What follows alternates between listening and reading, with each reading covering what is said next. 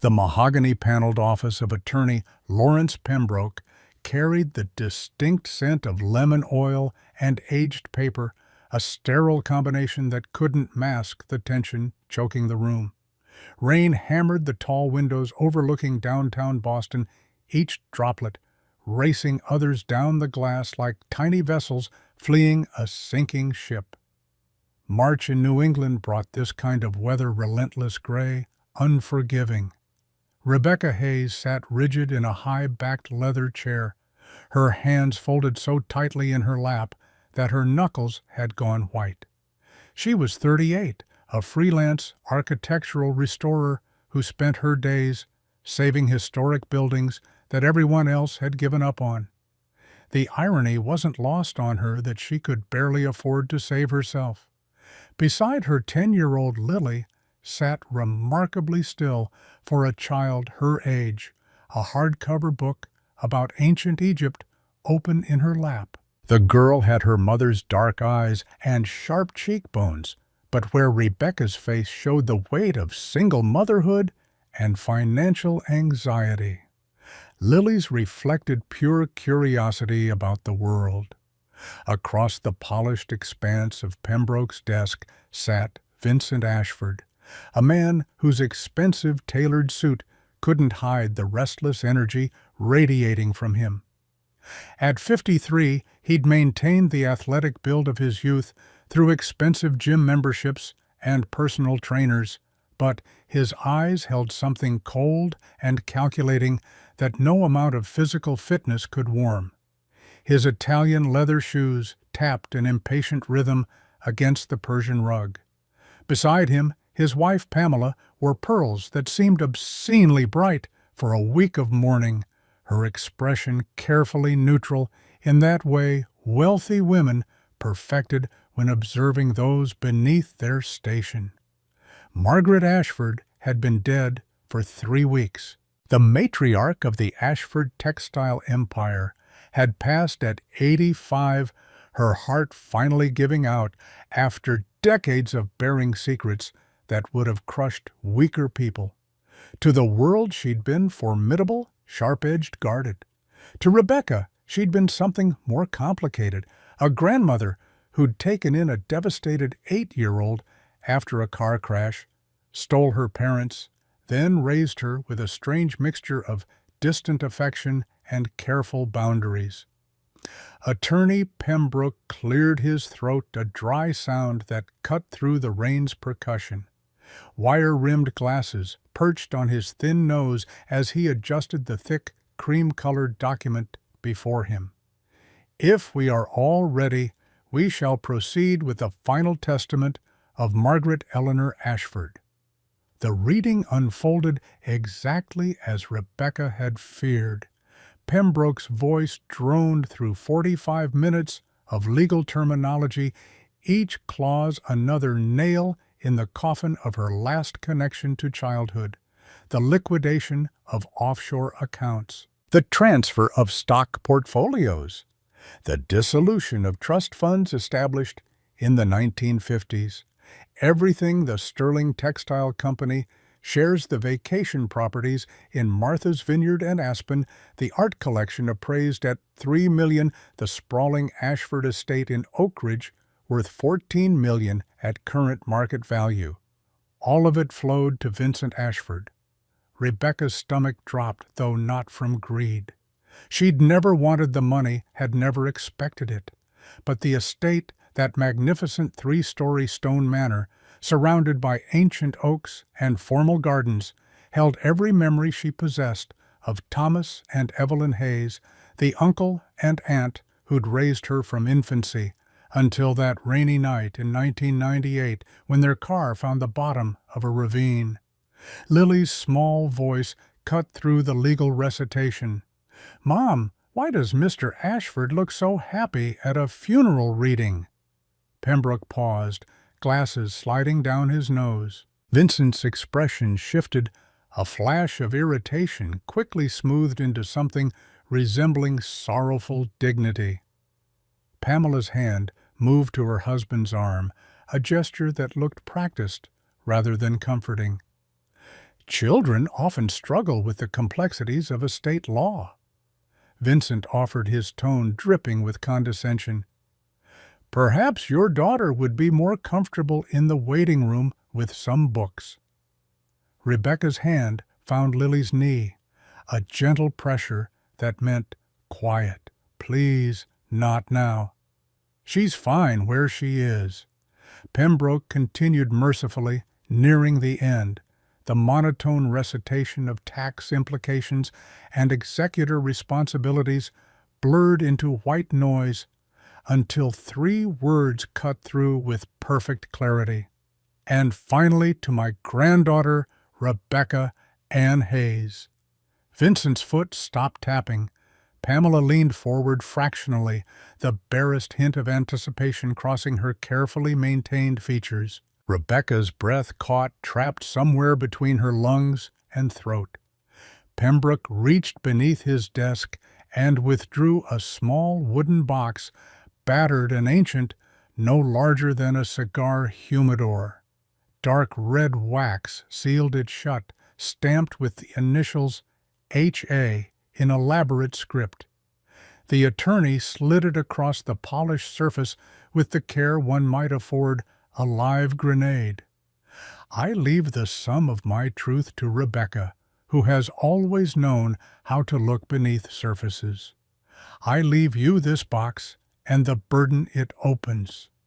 The box landed in Rebecca's hands with surprising weight.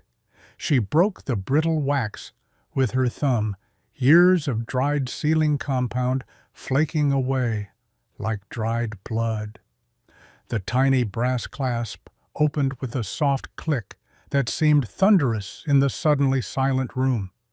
Inside, nestled in faded crimson velvet, lay a single iron key. The metal had oxidized to a deep orange-brown rough edges catching the light from Pembroke's desk lamp. 6 inches long, with jagged teeth that looked like they belonged in a medieval castle rather than a 20th century estate. Beneath it, a folded piece of Margaret's personal stationery, the kind with her initials embossed at the top. Rebecca unfolded the paper with trembling fingers. Margaret's elegant handwriting flowed across the page in dark blue ink. The blueprints are lies. Find the void between the library and the parlor. Never trust Vincent. Keep Lily safe, always. The last line hit Rebecca like a physical blow. Margaret had met Lily exactly 4 times in the girl's 10 years' brief and awkward visits that always felt more like inspections than family gatherings. The old woman had never written her great-granddaughter's name in any card or letter, had never acknowledged her existence in any meaningful way. Yet here in her final message, Lily's safety took precedence over everything else. Vincent's laughter shattered the moment, sharp and cruel. A rusty key. Classic mother, always with the dramatic theatrics at the end. Well, Rebecca, don't spend it all in one place. Vincent, please. Pembroke's chastisement carried no real weight, more habit than genuine reproach. Vincent stood buttoning his suit jacket with practiced ease. No, it's fine, Lawrence. The estate is mine. The assets are mine. Rebecca gets a piece of scrap metal. Seems appropriate for someone who never contributed a single dollar to the family business. He looked down at his niece, though Rebecca's stomach lurched at the word now, some instinct screaming that their relationship held darker truths. His eyes, so light blue they looked almost colorless, assessed her with the same calculation he might afford a balance sheet. I'm bringing estate liquidators to the house Thursday morning. Demolition crews start Monday. You have 48 hours to collect whatever sentimental junk you left in your childhood bedroom. After that, I'm changing the locks. Rebecca didn't argue, didn't scream or cry or beg. She simply closed her hand around the rusted key, its rough edges digging into her palm hard enough to hurt. The pain grounded her, pulled her back from the edge of panic that threatened to swallow her whole. She looked at Vincent and saw not her uncle, but a stranger preparing to erase her history with a wrecking ball and a property developer's greed. "I'll be out by Thursday." The words came out quieter than she'd intended, but they carried enough finality to satisfy him. Vincent nodded once, collected Pamela with a gesture, and strode toward the door. Pembroke gathered his papers with the efficient movements of a man accustomed to family drama, offering Rebecca a brief nod that might have been sympathy or dismissal. Lily waited until the office door closed before speaking. "What does the note mean, Mom?" Rebecca stared at the key in her palm, rust flaking onto her jeans like dried blood. "I don't know yet, baby. But your great-grandmother wasn't the kind of woman who did things without reason." Outside, the rain intensified, turning the world beyond the windows into a watercolor painting where colors bled and ran together. Rebecca stood tucking the box under her arm and reached for her daughter's hand. The walk to her beat-up sedan felt longer than it should have. Lily climbed into the passenger seat, immediately pulling out her book again, a defense mechanism Rebecca recognized because she'd developed the same one at that age. When the world became too complicated, retreat into other people's stories, where heroes won and villains lost, and everything made sense by the final page. Rebecca started the engine, letting it warm while she pulled out her phone. Banking app, current balance $1,240.18. Rent on their cramped Boston apartment came due in 6 days, $1,800. Lily needed new glasses. The frames she'd been wearing for 2 years now held together with tape and hope. The orthodontist had strongly suggested braces, a cost that started at $3,500 and climbed from there. But the estate held more than monetary value. The greenhouse, where Margaret had taught her to repot orchids. The library, with its floor-to-ceiling shelves, and the window seat where she'd spent countless hours reading. The kitchen, where Evelyn had made chocolate chip cookies every Sunday, letting Rebecca lick the spoon. The formal garden, where Thomas had taught her to identify trees by their leaves and bark. Vincent would bulldoze it all by Monday, sell the acreage to commercial developers who'd put up condominiums or office parks or shopping centers. Every memory, every connection to the people who'd actually loved her ground into rubble and hauled away in dumpsters. Unless the key opened something worth saving. Lily's voice pulled her back to the present. "Was great-grandma Margaret mean to give you just a key?" Rebecca pulled out of the parking garage, windshield wipers, fighting a losing battle against the downpour. "No, sweetheart. Margaret never did anything without a very specific reason. She raised me after my parents died in a car accident, your Grandpa Thomas and Grandma Evelyn. She took care of me even though she didn't have to. Why didn't she have to? How to explain the complicated web of family obligation and duty to a 10-year-old? Thomas was Margaret's younger brother. When he and Evelyn died, Margaret brought me to live at the estate. She made sure I went to good schools, had clothes and food and everything I needed. But she didn't love you." The question, so simple and devastating, hung in the space between them. Rebecca navigated through Boston traffic, buying time to formulate an answer that was honest without being cruel. "I think she loved me in the way she knew how. Margaret wasn't a warm person, baby. She was tough and private and guarded, but she kept me safe, and in her own way, she made sure I had what I needed." "Even a mysterious key." Rebecca glanced at her daughter, caught the hint of excitement breaking through Lily's usual reserved demeanor. "Even a mysterious key. It's like a treasure map. Lily's book forgotten, now hands pressed against the window as she watched the rain-soaked city blur past. "Great-grandma left you a secret mission." The innocent enthusiasm in her daughter's voice made Rebecca's chest ache. At 10, Lily still believed in adventures and hidden treasures and puzzles that led to happy endings. She hadn't yet learned that most mysteries ended in disappointment, that family secrets usually concealed ugly truths better left buried. But what if this time was different? Margaret had been meticulous, calculating, brilliant until her last breath. If she'd left Rebecca a rusted key instead of a trust fund, it was because the key opened something worth far more than money. Traffic thinned as they left the city center. Rebecca's mind raced through the logistics. Thursday morning, 36 hours from now, Vincent would arrive with his liquidators and his smug certainty that he'd won. 36 hours to decode Margaret's message, find whatever lay between the library and the parlor, and discover why keeping Lily safe mattered enough to warrant ink in a dead woman's final message. "Mom, yeah, baby, are we going to the big house to look for the treasure?" Rebecca merged onto the highway, heading east toward Oak Ridge. The decision crystallized in that moment, sharp and clear as broken glass. "Yes, we're going on an adventure, but Lily, I need you to understand something. This might not be the fun kind of treasure hunt like in your books. We might find things that are sad or confusing or hard to understand."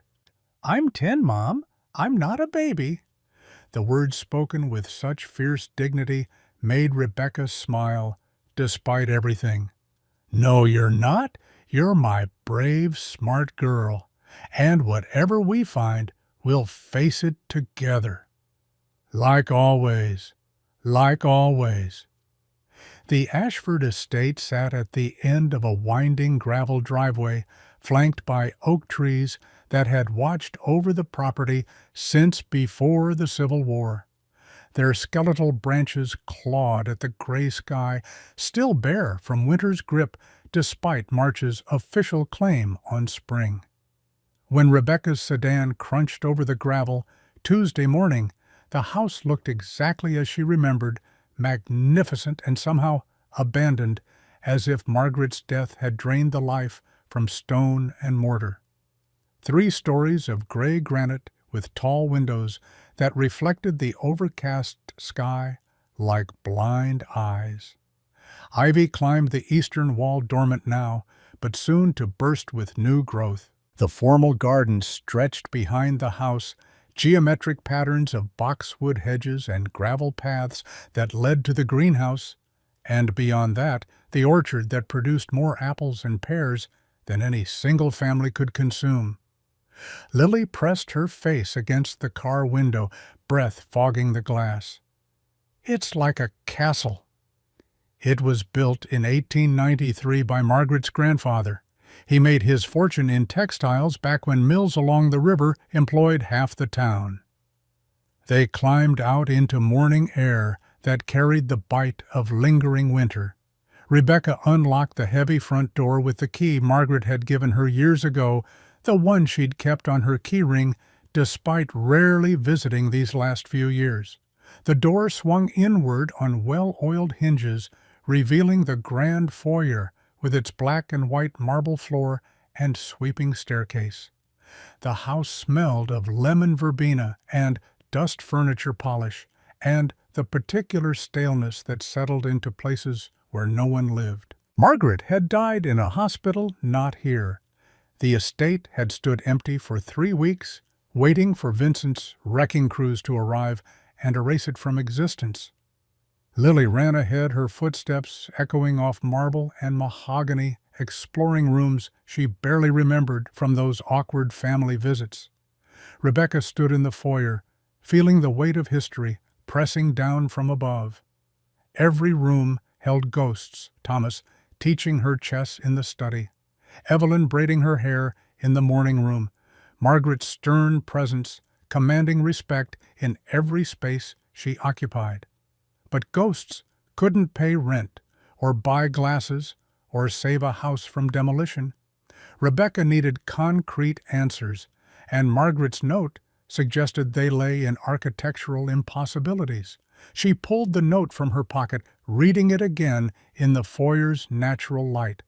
The blueprints are lies. Find the void between the library and the parlor. Rebecca had studied architecture in college before finances forced her to drop out and learn restoration through apprenticeship and experience. She understood blueprints, load-bearing walls, the geometry of spaces fitting together like puzzle pieces. But she'd never studied the Ashford Estates plans, had never thought to question the layout of rooms she'd known since childhood. The library occupied the eastern wing of the ground floor, a massive room lined floor to ceiling with dark oak shelves. The parlor sat adjacent, separated by what appeared to be a shared wall, two large rooms side by side, exactly as one would expect in a house of this size and era. Except Margaret claimed the blueprints lied. Rebecca pulled a laser measuring device from her bag, a professional tool she used for restoration projects. The irony of using it to measure a house scheduled for demolition wasn't lost on her, but the device offered precision her feet couldn't match. "Lily, come help me with something." The girl appeared from the direction of the morning room, cheeks flushed with excitement. "I found the room where you used to sleep. There's still a poster of the solar system on the ceiling." "That's great, baby. I need you to help me measure some rooms. Can you hold this end of the tape measure?" Lily took the device with the seriousness of a surgeon receiving a scalpel. Together they measured the interior of the parlor, walking along the wall that bordered the library. 22 feet. Rebecca recorded it in her phone's notes app. They moved to the library, navigating around reading chairs and small tables stacked with books. The shared wall measured 22 feet from this side as well. "Why are we measuring walls, Mom?" "Because Grandma Margaret said something interesting in her note. She said the blueprints lie." "How can blueprints lie? They're just papers." "Good question. Let's find out." They walked into the hallway that ran between the two rooms. Rebecca measured from the parlor's doorframe to the library's doorframe, 26 feet. Lily's forehead wrinkled in concentration. "That's more than 22 plus 22. "You're absolutely right. 22 plus 22 equals 44 feet. But the hallway shows 26 feet between the two doors." "So where did the other feet go?" Rebecca's heart hammered against her ribs, adrenaline sharpening her focus. "Let's go outside and check."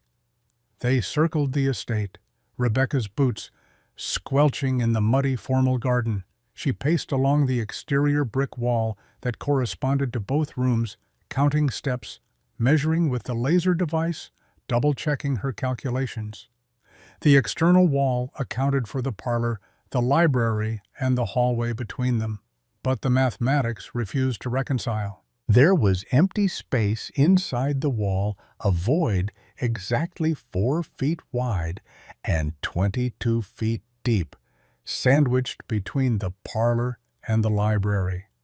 An architectural impossibility unless someone had built it deliberately.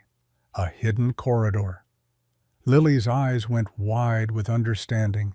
"There's a secret room. A secret space, at least, and Great-Grandma left me the key to open it." They rushed back inside, water from their boots, leaving tracks on the marble foyer. The library called to Rebecca with sudden urgency. She pushed through the heavy door, breathing in the familiar scent of old leather and aging paper. Floor-to-ceiling shelves covered every wall, filled with first editions and leather-bound encyclopedias and volumes that hadn't been touched in decades. The wall separating the library from the parlor was entirely concealed behind built-in shelving, a masterpiece of carpentry that appeared seamless and permanent. But if Margaret's note held truth, this wasn't a wall at all. At Rebecca began pulling books from the shelves, tossing them onto the Persian rug with more force than necessary. Dust billowed into the air, making her cough. Lily joined in her smaller hands, working through lower shelves, creating piles of discarded volumes that would have horrified Margaret's fastidious nature. For 90 minutes they worked, emptying shelf after shelf, running hands along wooden backing panels, searching for seams or latches or hinges. Rebecca's fingertips grew raw and dirty splinters catching in her skin. The back panels appeared solid, uninterrupted oak with no hint of mechanism or movement. Frustration built like steam in a pressure cooker. Rebecca sank to the floor rack against a leather reading chair, surrounded by scattered books and rising dust. She pulled the rusted key from her pocket, turning it over in her hands. Oxidation flaked onto her jeans, leaving orange-brown stains. "Why give me a key if there's no keyhole?" Lily sat cross-legged nearby, studying the massive bookcase with the intensity she usually reserved for particularly challenging homework problems. "Mom, look at the floor!" Rebecca followed her daughter's pointing finger. The Persian rug covered most of the library's hardwood, running flush against the bottom of the bookcase. But where the rug ended, deep grooves scarred the original floor, semicircular marks carved into the wood by decades of friction. The grooves started at the base of the bookshelf and arced outward in a wide sweep like compass marks drawn by a giant hand. The bookcase didn't open, it swung. Rebecca scrambled to her feet, grabbed the edge of the heavy rug, and pulled. The thick fabric resisted bunching and folding as she hauled it away from the bookcase. Lily helped their combined effort, revealing more of the scarred floor, the grooves becoming deeper and more pronounced. "Help me push it, baby." They positioned themselves at the far left edge of the oak structure, shoulders pressed against wood that had stood immovable for decades. Rebecca counted down. 3, 2, 1, push! Nothing moved. She adjusted her stance, found better leverage, pushed until her boots slipped on the hardwood and her muscles screamed protest. The bookcase remained stubbornly stationary. Again harder. This time, something shifted, a reluctant groan of wood against wood resistance, finally giving way to persistent force. The massive left section of the bookcase pivoted inward, moving on some hidden mechanism that had survived decades without maintenance. The sound it made was awful metal, scraping against metal wood, protesting against movement it hadn't experienced in years. Rebecca stumbled forward, catching her balance against the moving section. Lily gasped, pointing at what the false bookcase had revealed. Behind the oak shelving wasn't another wall, but a solid steel door, industrial grade, the kind that belonged in a bank vault from the 1930s. Heavy rivets dotted its surface. A rotary handle jutted from the center, tarnished brass that had oxidized to greenish-brown. And beneath the handle, covered in cobwebs, so thick they looked like gray cotton, sat an iron keyhole. Rebecca's hand shook as she raised the rusted key. She brushed away the cobwebs with her sleeve, revealing the keyhole's dark mouth. The key slid in halfway, then caught on something, rust, misalignment, decades of neglect. She jiggled it gently, applying pressure, praying the brittle metal wouldn't snap inside the mechanism. A sudden heavy clack echoed through the library as tumblers aligned and fell into place. The sound was final, decisive, the mechanical equivalent of a door slamming shut on one era and opening to another. Rebecca gripped the rotary handle with both hands, twisted it clockwise, and pulled. The vault door swung outward on hinges that squealed in protest. A rush of freezing air hit her face, carrying the scent of mildew and concrete, and something else, the particular smell of spaces that hadn't breathed fresh air in decades. She reached for her phone, activated the flashlight, and aimed the beam into the darkness beyond the threshold. The light revealed a narrow set of concrete stairs descending into absolute blackness, disappearing below the foundation of the house. This wasn't just a hidden room.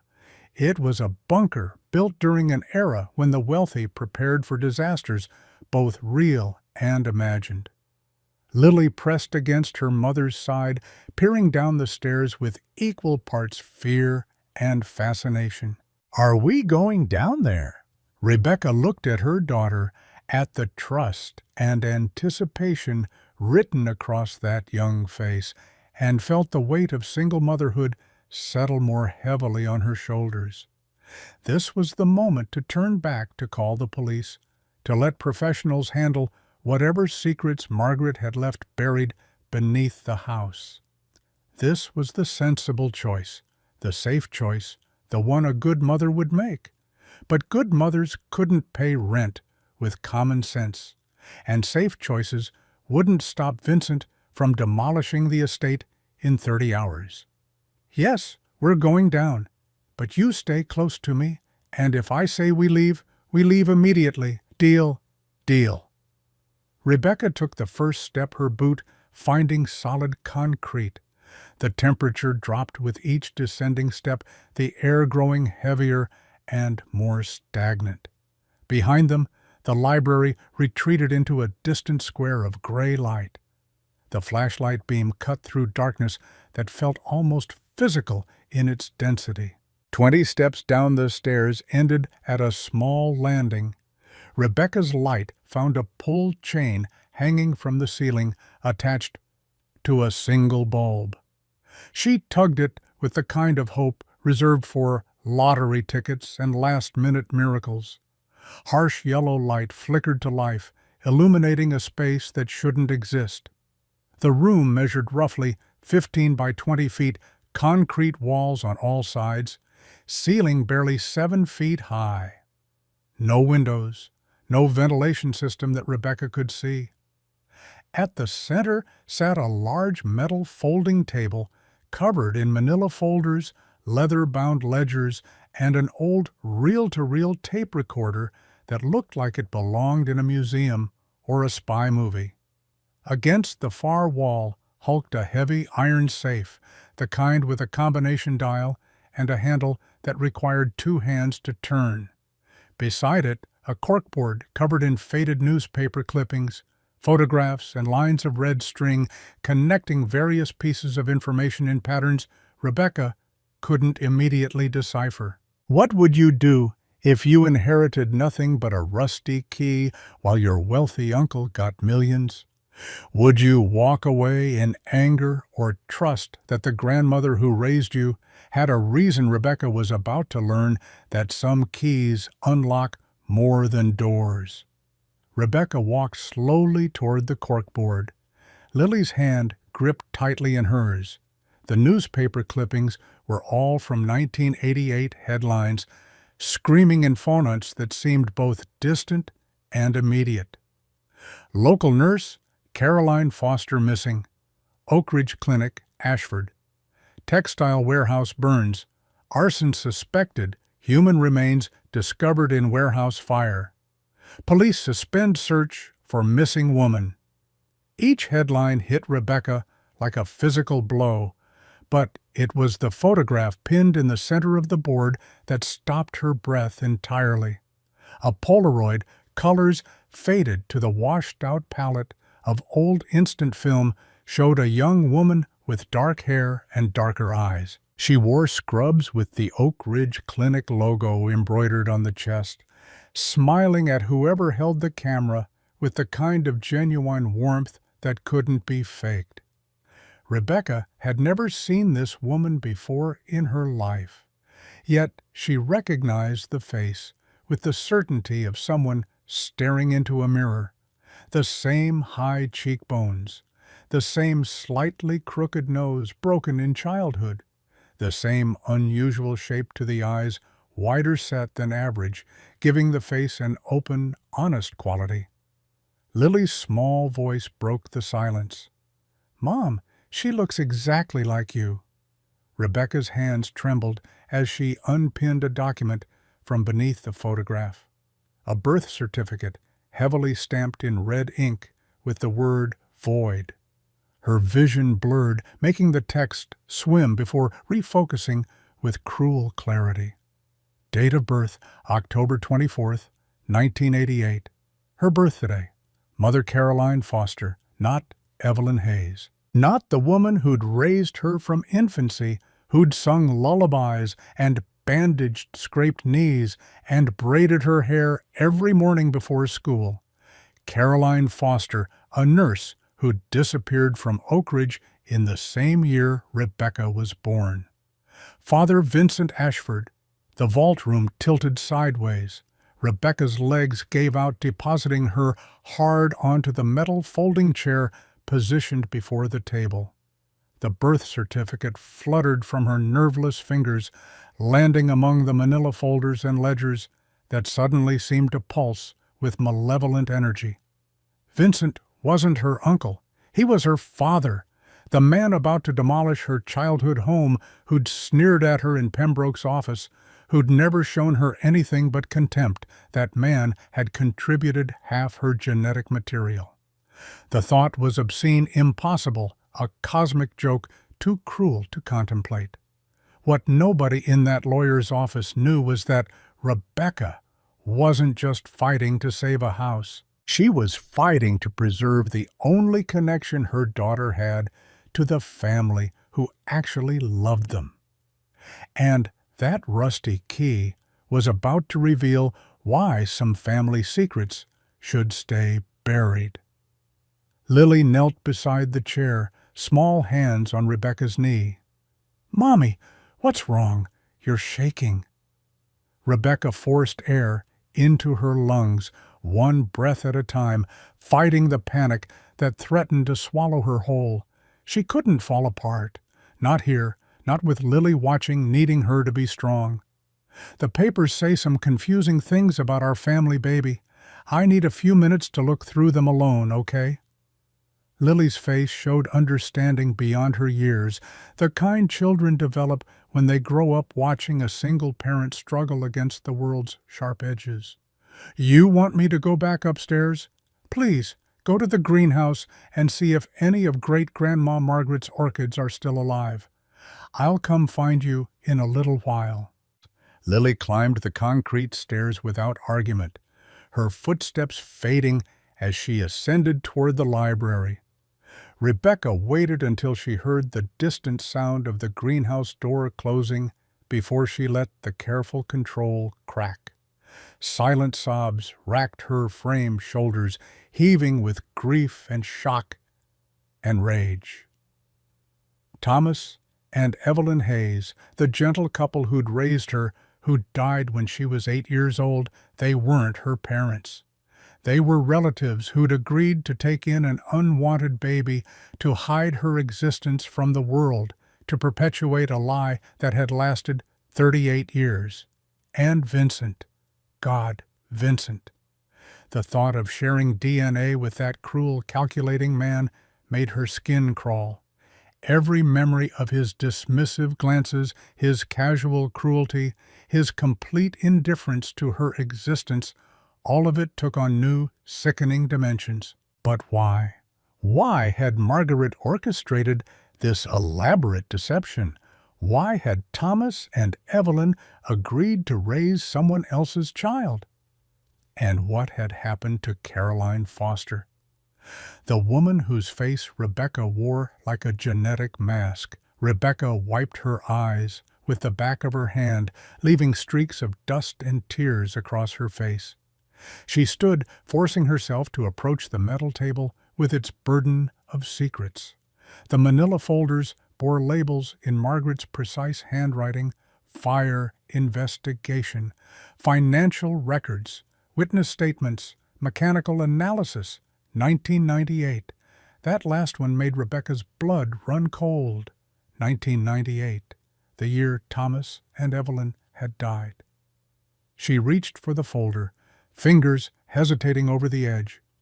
Once she looked inside, there would be no unknowing whatever truth it contained. But Margaret hadn't built this vault, hadn't preserved these documents for decades, just to let them molder in darkness forever. Rebecca opened the folder. Inside, a detailed mechanical report from an independent automotive expert, dated March 1998, analyzed the wreckage of a 1995 Honda Accord registered to Thomas Hayes. Photographs showed twisted metal, shattered glass, a car that had rolled multiple times before coming to rest at the bottom of a ravine. But it was the final page that made Rebecca's vision narrow to a pinpoint. Conclusion: brake lines severed with precision cutting tool, cuts consistent with deliberate sabotage, not wear or accident damage. Recommend criminal investigation. The official police report had ruled the crash an accident. Ice on the road, driver error, tragic but unavoidable. But this independent analysis, hidden away in Margaret's secret vault, told a different story. Thomas and Evelyn hadn't died in an accident. They'd been murdered. Rebecca's gaze traveled to the reel-to-reel tape recorder, its presence suddenly ominous. Magnetic tape was already threaded through the playback heads, waiting. A small index card rested against the machine, Margaret's handwriting unmistakable. Press play. Hear the truth. Then save my great-granddaughter. Great-granddaughter, not granddaughter. Margaret had always known the true nature of their relationship. And whatever was on this tape had been important enough to preserve through years of technological advancement, important enough to leave waiting in a bunker beneath a house scheduled for demolition. Rebecca's hand trembled as she reached for the heavy mechanical button. The machine looked old enough to require special knowledge, but the controls were surprisingly simple. A button marked play, another marked stop. The rest didn't matter. She pressed play. The reels began to turn with a rhythmic clack, clack, clack, magnetic tape sliding past the playback heads. Static hissed through the speakers, a sound like radio signals from distant stars. Then, cutting through decades of silence, came Margaret's voice, lower than Rebecca remembered, exhausted, carrying the weight of confession and regret in every syllable. Rebecca, if you're hearing this, my heart has stopped, and you've found the courage to look past 3 decades of lies I constructed to protect you from the truth. Margaret's recorded voice filled the bunker with the intimacy of confession and the distance of years. The tape hissed and crackled, age-degrading the audio quality, but the words cut through static with surgical precision. I am dead, Rebecca, and for the sins I committed, I am certain I'm burning. But before whatever judgment awaits you, need to understand what happened to Caroline Foster, what happened to Thomas and Evelyn, and what kind of monster I raised. Rebecca leaned closer to the machine, watching the reels turn their inexorable circles. Margaret had recorded this alone in the dark, knowing she'd never face the consequences of her confession, leaving that burden to the granddaughter, great-niece. Actually, she'd kept at arm's length for 38 years. 1988. Vincent was 25, engaged to Pamela DuPont. It was an alliance, not a love match.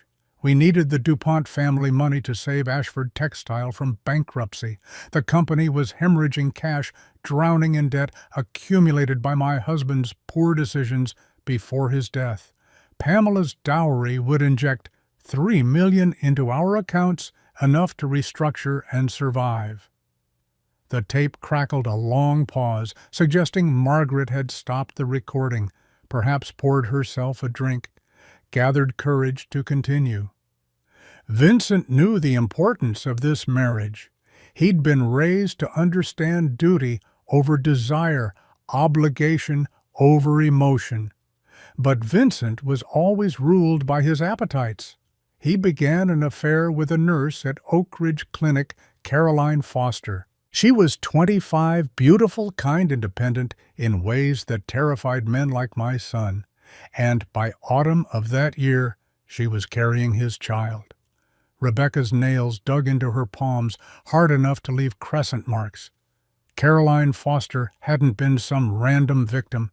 She'd been a woman who'd loved the wrong man, trusted the wrong promises, paid the ultimate price for both. Caroline didn't want our money. She wanted Vincent to take responsibility, to acknowledge his daughter to be a father. She was naive enough to believe he cared about honor. When he refused, when he made it clear the DuPont marriage would proceed regardless of illegitimate children, she did the worst possible thing. She threatened him. Margaret's voice broke slightly, the first crack in her controlled delivery. She told Vincent that if he abandoned their baby, she'd go to Pamela's father personally.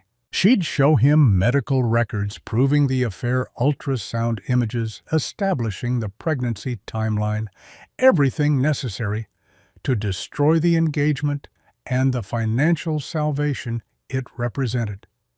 Caroline thought she was protecting her child's future. She didn't understand she was signing her own death warrant.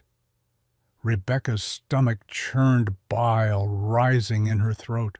The manila folders on the table suddenly made terrible sense, evidence collected over decades, a puzzle Margaret had assembled piece by piece while maintaining the fiction of normalcy. October 24th, 1988. Caroline went into labor at a cabin Vincent had rented in the woods outside Oak Ridge. I don't know the details of that night.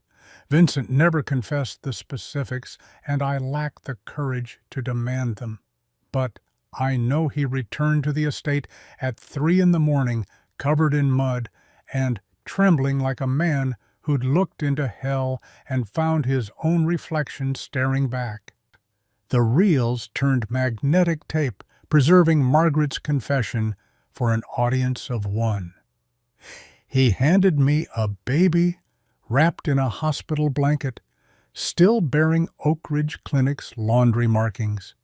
You, Rebecca, ours old pink and perfect and completely innocent of the blood that had purchased your survival.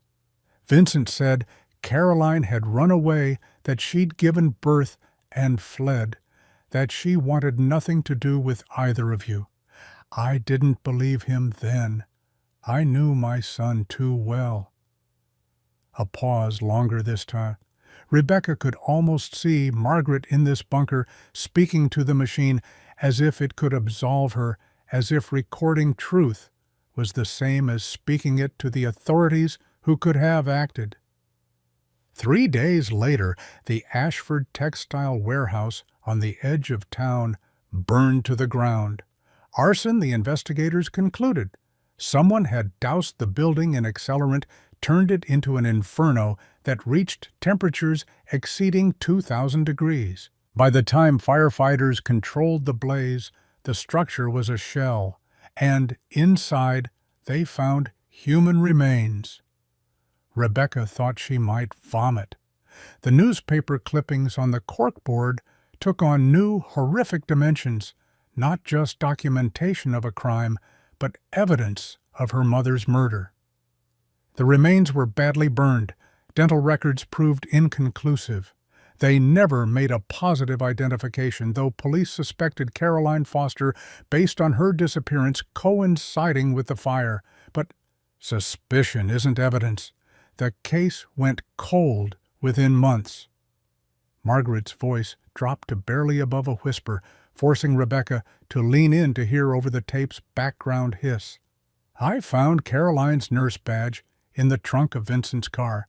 It was hidden beneath the spare tire, wrapped in newspaper, covered in dried blood.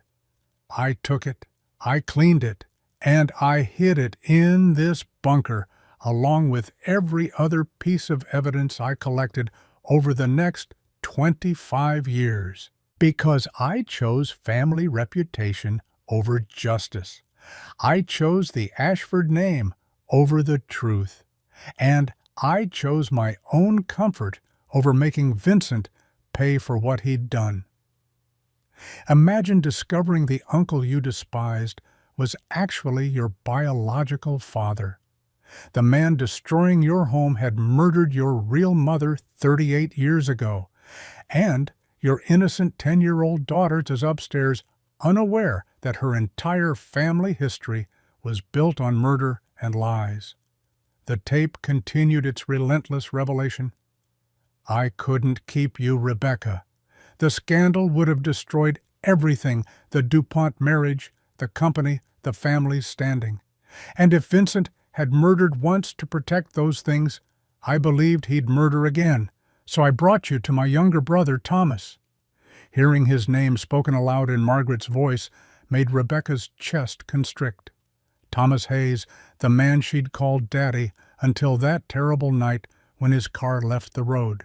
The man who'd taught her to ride a bicycle, to identify constellations, to believe in goodness despite the world's cruelty. Thomas and his wife Evelyn lived in Chicago.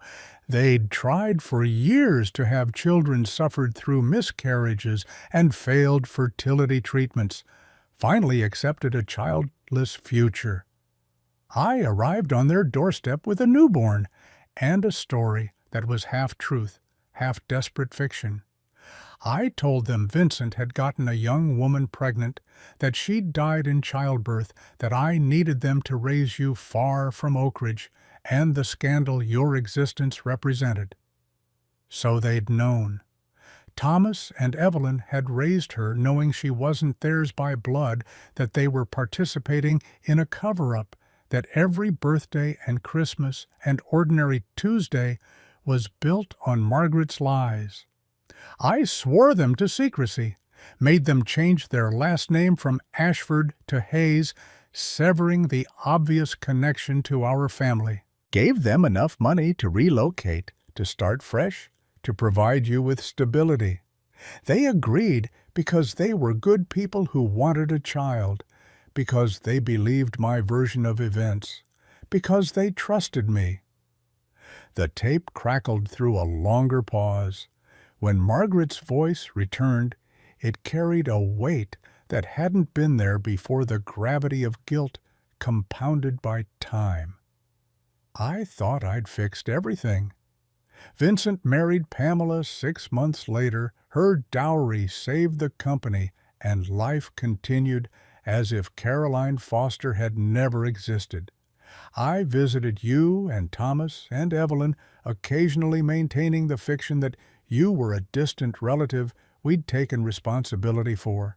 You grew up safe and loved, removed from Vincent's poison. I convinced myself I'd done the right thing.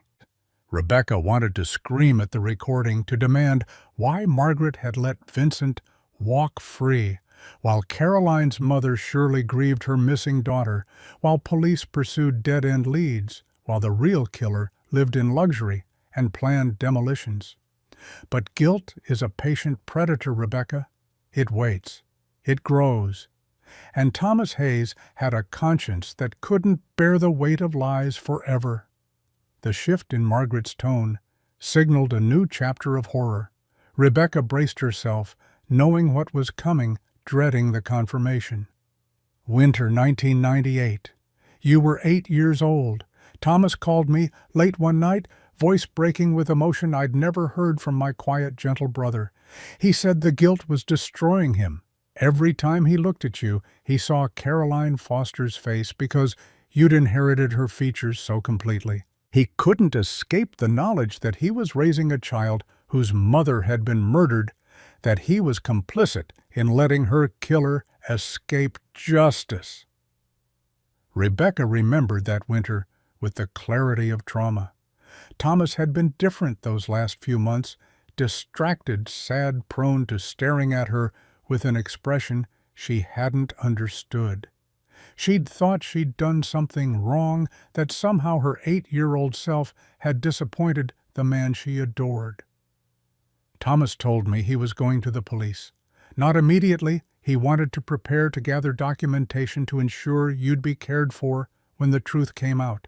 But he was determined to confess everything: the cover-up, the baby, his suspicions about Caroline's death.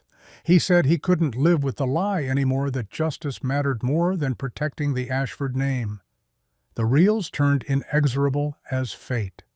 I panicked, called Vincent immediately, warning him that Thomas planned to destroy everything we'd built to protect. I told myself I was trying to find a solution, a way to manage the revelation without catastrophic consequences.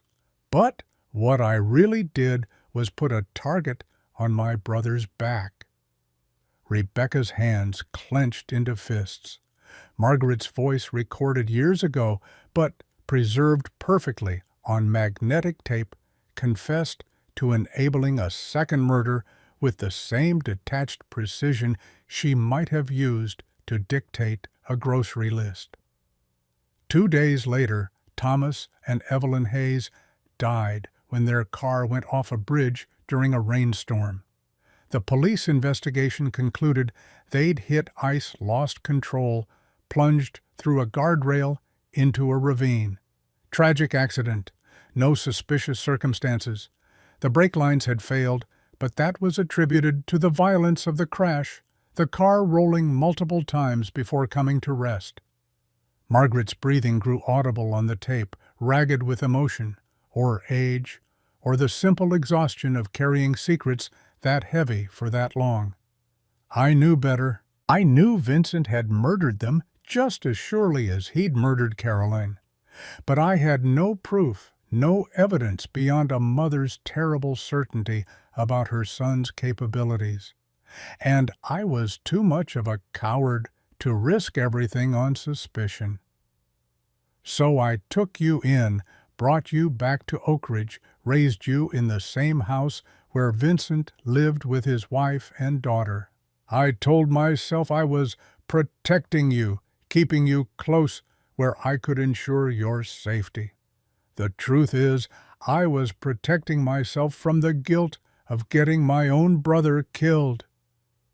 The tape hissed through another pause. Rebecca sat motionless in the metal chair, tears streaming down her face, salt water mixing with dust and creating muddy tracks across her cheeks. I spent the next 25 years gathering evidence I was too cowardly to present.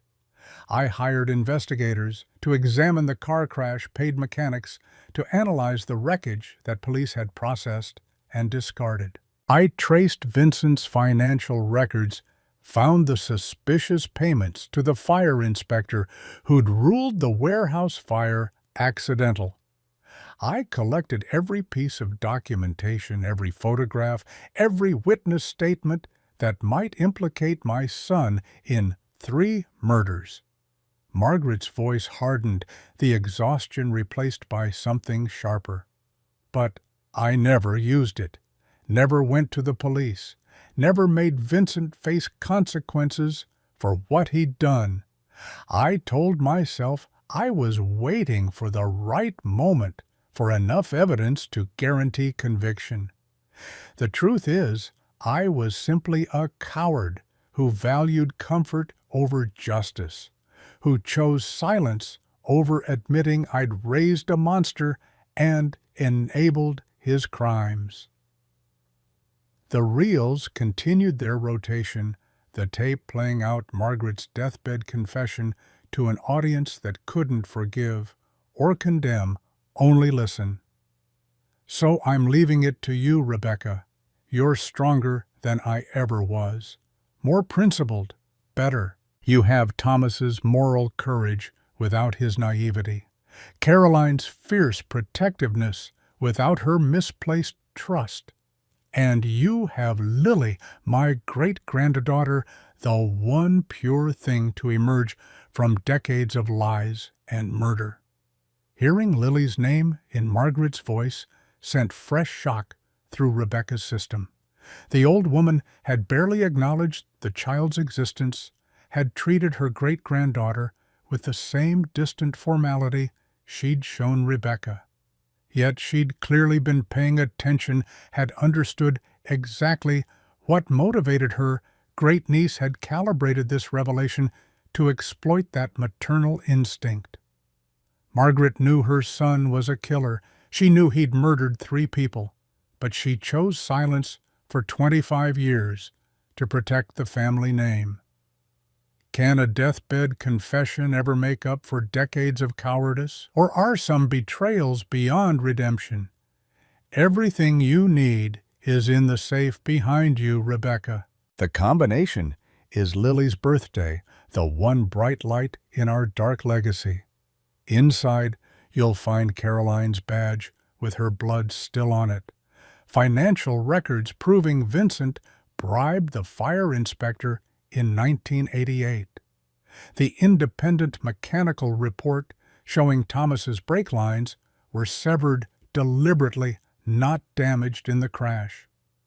Photographs placing Vincent at Thomas's garage the night before the accident. And my true will. This revelation cut through Rebecca's grief with surgical precision. Her head snapped toward the iron safe, hulking in the corner, its combination lock glinting in the harsh overhead light.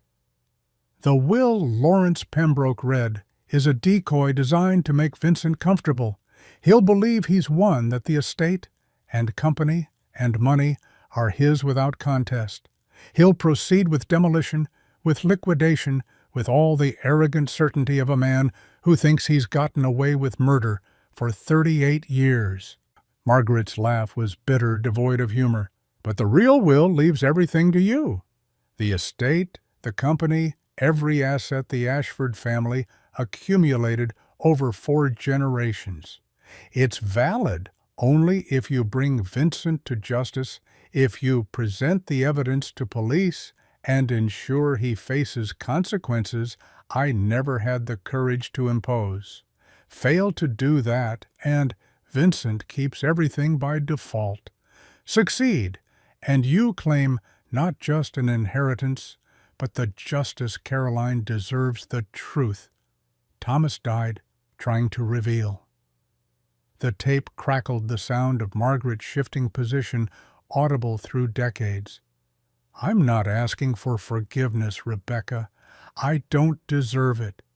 But I'm giving you the tools to finish what I started and abandoned. Destroy Vincent.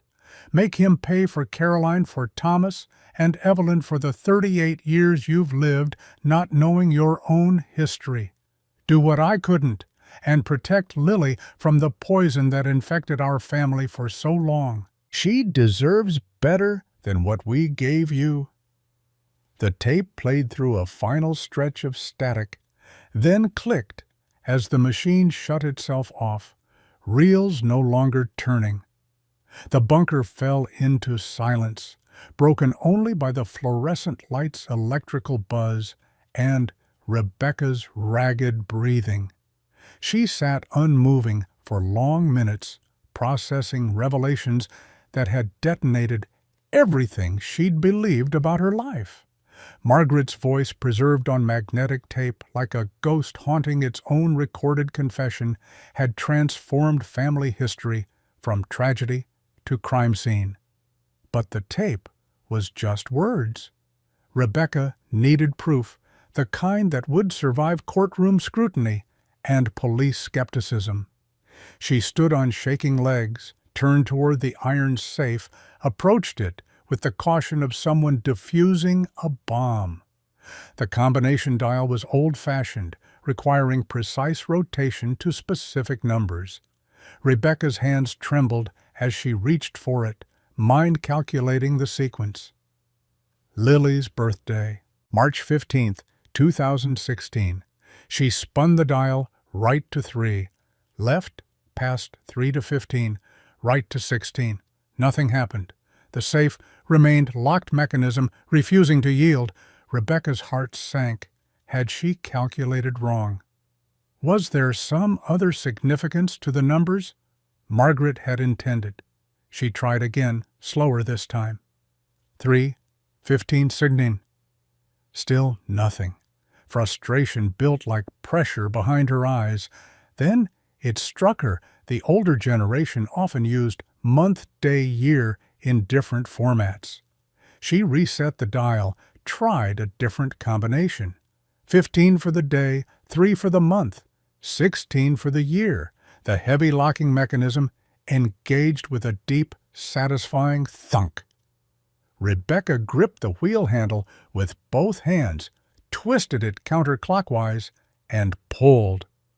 The safe door swung open on hinges that had survived decades better than those on the vault entrance. Inside the space was surprisingly organized manila envelopes labeled in Margaret's precise handwriting, plastic evidence bags, sealed and dated folders arranged with meticulous care. Rebecca's breath caught. Margaret had preserved Lily's birthday in the combination had made opening this safe dependent on knowledge of her great-granddaughter's existence. Even in death, even through recorded confession, the old woman had found a way to emphasize what mattered most: the future, not the past, the innocent, not the guilty. Rebecca reached in, withdrew the first item, a clear zippered bag containing a nurse's badge, the kind that clipped to scrub pockets, bearing the Oak Ridge Clinic logo and a name embossed in plastic: Caroline Foster, R.N.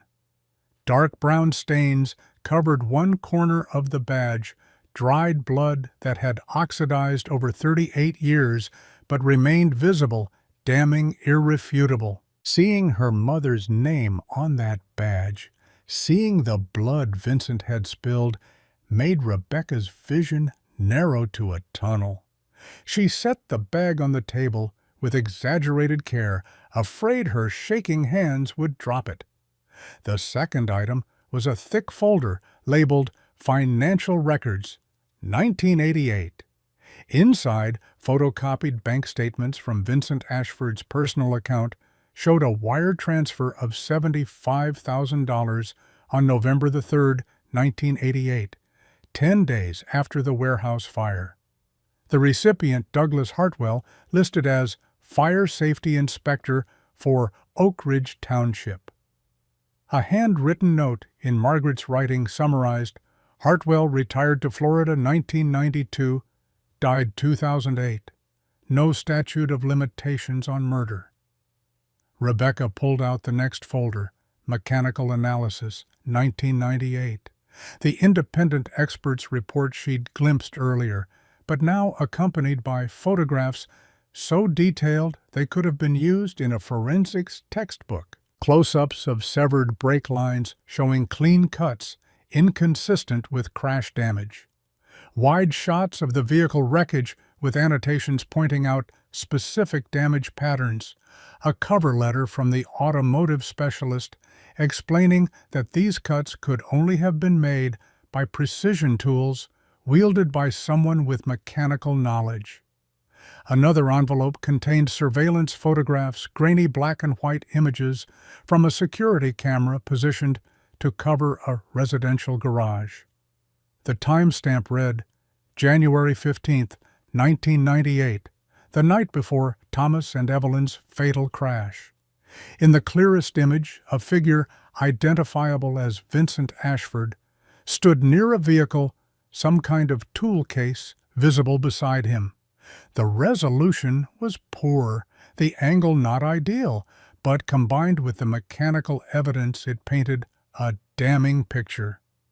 Rebecca spread the documents across the metal table, creating a timeline of murder and cover-up that spanned decades. But it was the final item that made her hands shake so badly she nearly dropped it.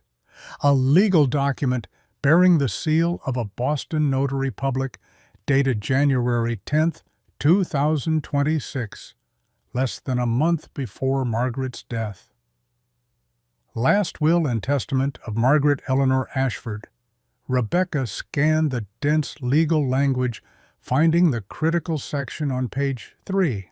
I hereby leave my entire estate, including but not limited to the property known as the Ashford Estate in Oak Ridge, Massachusetts, all shares in Sterling Textile Company, and all financial assets held in my name to my great-niece, Rebecca Ann Hayes, on the condition that she presents evidence of Vincent Ashford's crimes to appropriate law enforcement authorities and cooperates fully with any resulting investigation. Should Rebecca fail to meet this condition within 30 days of my death, or should she decline this inheritance, all assets shall transfer to Vincent Ashford as outlined in the decoy will read by Lawrence Pembroke.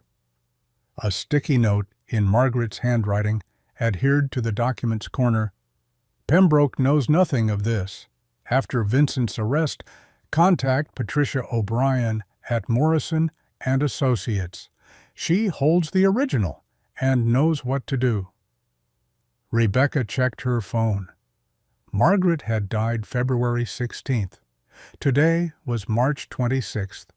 She had 21 days left to fulfill the condition and claim an inheritance she'd never wanted, but suddenly needed desperately, not for the money, but for the leverage it represented. But money and property meant nothing compared to the evidence spread before her. This was justice delayed and imperfect, but justice nonetheless. Caroline Foster would have a name on a killer's arrest warrant. Thomas and Evelyn Hayes would have their deaths recognized as murder, not accident. And Lily would grow up knowing her family's true history, dark as it was, instead of inheriting another generation of lies. Rebecca carefully placed all the evidence back in the safe, leaving only Caroline's badge on the table. She photographed every document with her phone, creating digital backups in case something happened to the originals. Then she pulled out the thick folder containing Margaret's personal notes, decades of investigation summarized in fountain pen on legal pads, cross-referenced and annotated with the precision of someone building a case they never intended to file. A sound from upstairs penetrated the bunker's insulation. Lily's voice calling down the vault, stairs muffled but concerned. "Mom, are you okay down there? You've been gone a long time." Rebecca checked her phone again. 90 minutes had elapsed since she'd sent Lily to the greenhouse. Time had compressed in the bunker, each revelation stealing minutes that felt like seconds. She climbed the concrete stairs, emerging into the library's natural light like a cave explorer returning from underground. Lily stood near the swiveling bookcase face, tight with worry that transformed into relief when she saw her mother. "You were crying, I can tell." Rebecca wiped at her face, leaving more dust tracks to join the ones made by tears. "I found out some very sad things about our family baby. Things that happened a long time ago, before you were born, before I was born even." Lily processed this with the seriousness of someone older than her years. "Is that why great-grandma Margaret left you the key, so you'd find the sad things?" "Yes, but also so I could fix them, make sure bad people face consequences for the bad things they did." Uncle Vincent, the girl's perception struck Rebecca like a physical blow. She'd tried so hard to shield Lily from adult complications, to preserve childhood innocence as long as possible. But Lily had grown up watching her mother struggle, had developed survival instincts that included reading situations beyond her age's normal comprehension. "Yes, sweetheart, Uncle Vincent did terrible things to people we love, and we're going to make sure he answers for them." Lily's small hand found Rebecca's larger one, their fingers interlacing. "What do we do now?" Rebecca looked at the swiveling bookcase, the vault door still open behind it, the evidence waiting in that underground bunker like artillery shells, ready for deployment. Margaret had spent 25 years gathering this ammunition, but lacked the courage to fire it. Rebecca had no such hesitation. Now we go to the police. The Boston Police Department's Cold Case Division occupied the third floor of a municipal building that smelled of burnt coffee and municipal indifference. Rebecca navigated the maze of desks with Lily in tow, drawing curious glances from detectives accustomed to witnesses and victims, not people carrying canvas bags full of evidence for decades-old murders. The desk sergeant directed her to Detective Nicole Bradford, a woman in her late 30s with sharp eyes and the kind of skeptical expression that came from years of hearing lies disguised as truth. Bradford looked up from paperwork as Rebecca approached, taking in the dust-covered jeans, the streaks on her face, the 10-year-old holding her hand. "Help you?" Rebecca set the canvas bag on Bradford's desk with a thump heavy enough to suggest its contents carried weight beyond the physical. "I need to report 3 murders, 1 from 1988, 2 from 1998. Bradford's eyebrow rose fractionally, the only indication of surprise in an otherwise carefully neutral expression. "That's quite a claim. You got evidence to support it." Rebecca began pulling items from the bag. The zippered bag containing Caroline's badge, photocopies of financial records, the mechanical analysis, photographs, Margaret's annotated timeline. Bradford's expression shifted from skeptical to interested as she examined each piece, latex-gloved hands, treating the evidence with professional care. She spent 15 minutes reading through documents, making notes, asking occasional questions. Rebecca answered as completely as possible without mentioning the tape recording. Some things felt too personal to share immediately. Finally, Bradford leaned back in her chair, fingers steepled beneath her chin. "This is compelling, but it's also convenient timing. Your grandmother dies, leaves you nothing, leaves everything to Vincent Ashford. Then you suddenly discover evidence he's a murderer." Lily's voice cut through before Rebecca could respond, sharp with indignation that made Bradford's eyes widen. "My mom doesn't lie. She found a secret room and all these papers that prove Mr. Ashford hurt people." Bradford's expression softened marginally when faced with a 10-year-old's fierce defense. "I'm not saying your mom is lying, honey, but I need to verify things independently before I can take action. These documents could be fabricated. That badge could have been planted. I've got to follow procedure." Rebecca forced herself to stay calm, to treat this as a negotiation rather than a confrontation. "How long will verification take?" Bradford consulted her computer, typing rapidly.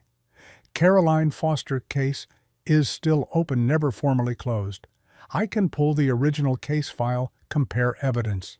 The Hayes accident from '98 would require contacting the department that investigated, requesting their reports, maybe bringing in an independent automotive specialist to review the mechanical analysis. Couple weeks minimum." "I don't have weeks. Vincent Ashford is demolishing the estate Thursday morning. That's where I found this evidence, in a hidden bunker that will be destroyed when the wrecking crews arrive." Bradford's fingers stilled on her keyboard. "Thursday, as in day after tomorrow. 8 in the morning. He's already contracted the demolition company, the liquidators. Once that house comes down, the crime scene is contaminated beyond recovery." The detective's jaw tightened, a muscle twitching beneath her skin. Rebecca could see the calculation happening behind those sharp eyes. Career advancement versus procedural caution, the possibility of solving a cold case versus the risk of rushing to judgment. "Even if I wanted to move faster, I'd need probable cause for an arrest warrant. Everything you've shown me requires verification before it becomes probable cause. I can't just arrest a wealthy businessman based on 38-year-old documents of questionable provenance. Rebecca had anticipated this obstacle. Margaret's evidence was damning, but required context corroboration, the kind of independent verification Bradford had mentioned. But there was one piece of the puzzle. Margaret's investigation couldn't have provided a living witness who could testify to events no amount of documentation could capture. What if I could provide an eyewitness? Bradford's attention sharpened immediately. To which crime? Caroline Foster's abduction, October 1988. The detective leaned forward, professional interest overriding skepticism. You've got a witness who saw Vincent Ashford abduct Caroline Foster 38 years ago and never came forward. I have a witness who's been too afraid to come forward. Someone who saw things but didn't understand their significance until now. Someone who lived across the street from the Ashford estate and paid attention to late-night comings and goings. Bradford grabbed a notepad, pen poised. Give me a name. Rebecca had remembered her earlier this morning, triggered by some half-forgotten memory of childhood. Mrs. Dorothy Whitmore, the elderly neighbor who'd lived in the house directly across from the Ashford estate for over 40 years. She'd been there in '88, had still been there in '98, when Rebecca moved in with Margaret, had watched the neighborhood change while remaining a constant presence. If Caroline had come to the estate that night, if Vincent had forced her into his car, if any of the violence Margaret suspected had occurred where neighbors might observe, Mrs. Whitmore would have seen it. Dorothy Whitmore, 76 years old, lives at 412 Elmridge Road in Oak Ridge, directly across from the Ashford estate. Bradford made notes, already reaching for her phone. I'll contact her, see if she's willing to make a statement. But witness testimony from 4 decades ago is notoriously unreliable. Memories fade, details get confused. Even if she saw something, getting it admitted as evidence is complicated. She saw something, I'm certain of it. The detective studied Rebecca with the kind of assessment law enforcement develops for separating truth-tellers from wishful thinkers. Let's say you're right. Let's say Whitmore provides credible eyewitness testimony, placing Vincent Ashford with Caroline Foster the night she disappeared. Combined with this evidence properly verified, I might be able to convince a judge to issue an arrest warrant. But that's still going to take time we don't have if the estate gets demolished Thursday. Rebecca's mind raced, calculating timelines and possibilities. Thursday morning was 36 hours away. Bradford needed verification, needed witness testimony, needed enough probable cause to satisfy a judge that a wealthy, connected businessman should be arrested for murders committed decades ago. How long if you prioritize it? If you treat this as the time-sensitive case it is? Bradford checked her computer again, making rapid calculations. I can fast-track the Caroline Foster case file, have it pulled from archives within 4 hours. I can send someone to interview Whitmore tonight, get a preliminary statement. The financial records can be verified through banking institutions tomorrow morning. They keep transaction records going back decades for fraud investigation purposes. The mechanical report is trickier, but I might be able to get a forensics expert to review it by tomorrow afternoon. Lily's grip on Rebecca's hand tightened, small fingers squeezing with surprising strength. The girl had been silent through most of the exchange, absorbing information beyond her years, processing adult complications with remarkable composure. But all that requires cooperation from multiple agencies, from witnesses, from experts, who have their own schedules and priorities. And even if everything aligns perfectly, I still need a judge to sign off on an arrest warrant for a man with expensive lawyers and political connections. That's not something that happens overnight. Rebecca felt the familiar weight of single motherhood, the endless struggle of pushing against systems designed to resist pushing. But this time, she had leverage. Margaret had spent 25 years assembling evidence that would survive judicial scrutiny if given the chance. "Find me a witness. I'll bring you Dorothy Whitmore tonight with a statement placing Vincent at the scene. You verify what you can verify and we'll have enough for probable cause by tomorrow afternoon." Bradford's expression shifted skepticism, giving way to something resembling respect. "You're very confident for someone who's never worked a homicide investigation." "I'm very motivated. That's my mother's blood on that badge. Those are my parents in that car crash report. And that's my daughter's future, being determined by whether justice gets served or buried under demolition rubble." The evidence was damning, but would it be enough to stop a wealthy, powerful man from destroying the crime scene? Rebecca had less than a day to find someone who saw what happened 38 years ago. The clock was ticking. Bradford stood, extending her hand. "Get me Whitmore's statement tonight. I'll work the verification angle, see how much I can confirm before morning, but I'm not making promises. This is still a long shot, even with everything you've brought me." Rebecca shook the offered hand grip firm, despite exhaustion and emotional overload. "Long shots are all I've ever had, Detective. I've learned to make them count." Outside the police station, late afternoon, sun broke through Boston's perpetual cloud cover, casting everything in amber light that made the city look almost beautiful. Lily walked silently beside her mother for 2 blocks before speaking. "Are we going to see Mrs. Whitmore now?" Rebecca checked the time on her phone. 4:37. They could make the drive to Oak Ridge in 90 minutes, arrive before evening darkness made an unannounced visit seem threatening rather than urgent. "Yes, baby, but I need you to understand something. Mrs. Whitmore is going to be scared. She's kept quiet about what she saw for almost 40 years because the Ashford family is powerful, and she's just one old woman living alone. We need to convince her that telling the truth now is worth the risk." Lily considered this face scrunched in concentration. "We should bring her something nice. Great-Grandma Margaret always said you never visit someone empty-handed." The suggestion, so perfectly childlike and yet so strategically sound, made Rebecca smile, despite everything. Margaret had drilled manners into her great-niece with the same precision she'd applied to collecting evidence, instilling the social graces that had defined old money, even as that money concealed darker truths. "You're absolutely right. Let's stop at a bakery on the way."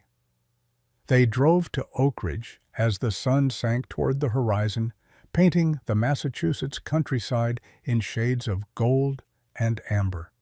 Rebecca had called ahead to a local bakery, ordering cookies packaged in the kind of elegant box that suggested care rather than bribery. Lily held the box in her lap, protecting it from bumps and sudden stops with the seriousness of someone entrusted with precious cargo. The Whitmore house sat directly across Elmridge Road from the Ashford estate, a modest 2-story colonial that had probably been built in the 1930s. Paint peeled from the shutters, the front porch sagged slightly, but the lawn was meticulously maintained, and flower beds showed signs of recent attention. Rebecca parked at the curb, killed the engine, and sat for a moment gathering courage. Everything hinged on this conversation. Dorothy Whitmore had lived across the street for 4 decades, had witnessed the neighborhood's evolution, had seen things she'd chosen not to speak about, because speaking carried risks that silence avoided. Lily opened her door, cookie box clutched against her chest. "Come on, Mom. Mrs. Whitmore is waiting, even though she doesn't know it yet." Dorothy Whitmore answered the door on the third knock, peering through the gap allowed by a tarnished security chain. She was smaller than Rebecca remembered, from distant childhood memories, shrunk by age, into someone barely 5 feet tall. Sparse white hair pulled back in a neat bun, reading glasses on a beaded chain around her neck, cardigan despite the mild evening temperature. "Can I help you?" Rebecca forced warmth into her voice, despite the urgency clawing at her chest. "Mrs. Whitmore, I'm Rebecca Hayes. I grew up across the street at the Ashford estate. This is my daughter Lily." Lily stepped forward, holding up the bakery box like an offering. "We brought you cookies, the kind with chocolate chunks and sea salt that my mom says everyone likes." Whitmore's suspicious expression softened fractionally. The security chain rattled as she unlatched it, opening the door wider to reveal a living room frozen in 1970. Something floral wallpaper, doily-covered furniture, photographs in ornate frames covering every horizontal surface. "Rebecca Hayes, I remember you as a child running around Margaret's gardens. Terrible business her passing. Come in, both of you." They followed her into a sitting room that smelled of lavender sachets and old books. Whitmore gestured toward a floral sofa wrapped in protective plastic that crinkled when Rebecca sat. The old woman settled into a recliner, positioned to face the window overlooking Elmridge Road, and beyond it, the Ashford estate. "I've been watching that house for 42 years. Saw you arrive earlier today. Wondered what brought you back with demolition scheduled for tomorrow."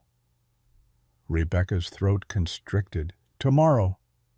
The word carried finality that made her racing heart beat faster. "That's actually why I'm here, Mrs. Whitmore. I need to ask you about something you might have seen a long time ago. October 1988. Whitmore's hands, spotted with age and prominent veins, clutched the arms of her recliner hard enough to whiten knuckles. "That's very specific. I'm looking for information about a woman named Caroline Foster. She was a nurse at Oak Ridge Clinic. She disappeared that October." The old woman's face drained of color so quickly Rebecca worried she might need medical attention. Whitmore stood, abruptly walked to the window, stared across the street at the Ashford estate's darkening silhouette. "I don't want trouble with the Ashfords. They're powerful people, Vincent especially." Lily slid off the plastic-covered sofa, approached Whitmore with the fearlessness of childhood innocence. "Please, Mrs. Whitmore, my mom is trying to find out what happened to my Grandma Caroline. She was killed when my mom was just a baby. We need to know the truth." The old woman looked down at Lily, something shifting behind her eyes. She reached out, touched the girl's dark hair with trembling fingers. "You have her eyes, Caroline's eyes. I only saw her a few times, but those eyes wide set, honest, the kind that made you trust her immediately." Rebecca stood slowly, approaching the window to stand beside Whitmore. "You saw Caroline at the estate, October 24th. I remember because it was my late husband's birthday, would have been his 60th if the cancer hadn't taken him 2 years prior. I was sitting right here, couldn't sleep thinking about Harold and all the birthdays we'd never share. Around 11:30 that night, I saw Vincent's Mercedes pull up to the estate." Whitmore's voice dropped to barely above a whisper. Words carrying the weight of secrets kept too long. "He got out, went around to the passenger side. There was a woman in the car. Young, dark hair, very pregnant. She didn't want to get out. I could see her shaking her head, see Vincent talking to her through the window. Finally, he opened the door, helped her out, but it wasn't gentle. It was forceful. She was crying. Rebecca's nails dug into her palms, creating half-moon indentations that would leave marks. Could you identify the woman? I saw her face when they passed under the porch light. It was Caroline Foster. I'd seen her at the clinic when I had my knee surgery that summer. Sweet girl, always took extra time with patients. Seeing her there, pregnant and crying, while Vincent practically dragged her inside, it made my stomach turn. "Did you see anything else?" Whitmore turned from the window, decades of guilt written across weathered features. Vincent came back outside around 3 in the morning. I was still awake. Harold's ghost kept me company on hard nights. Vincent's clothes were filthy, covered in mud or dirt, and he was carrying something wrapped in a blanket. Looked like he was trembling even from this distance.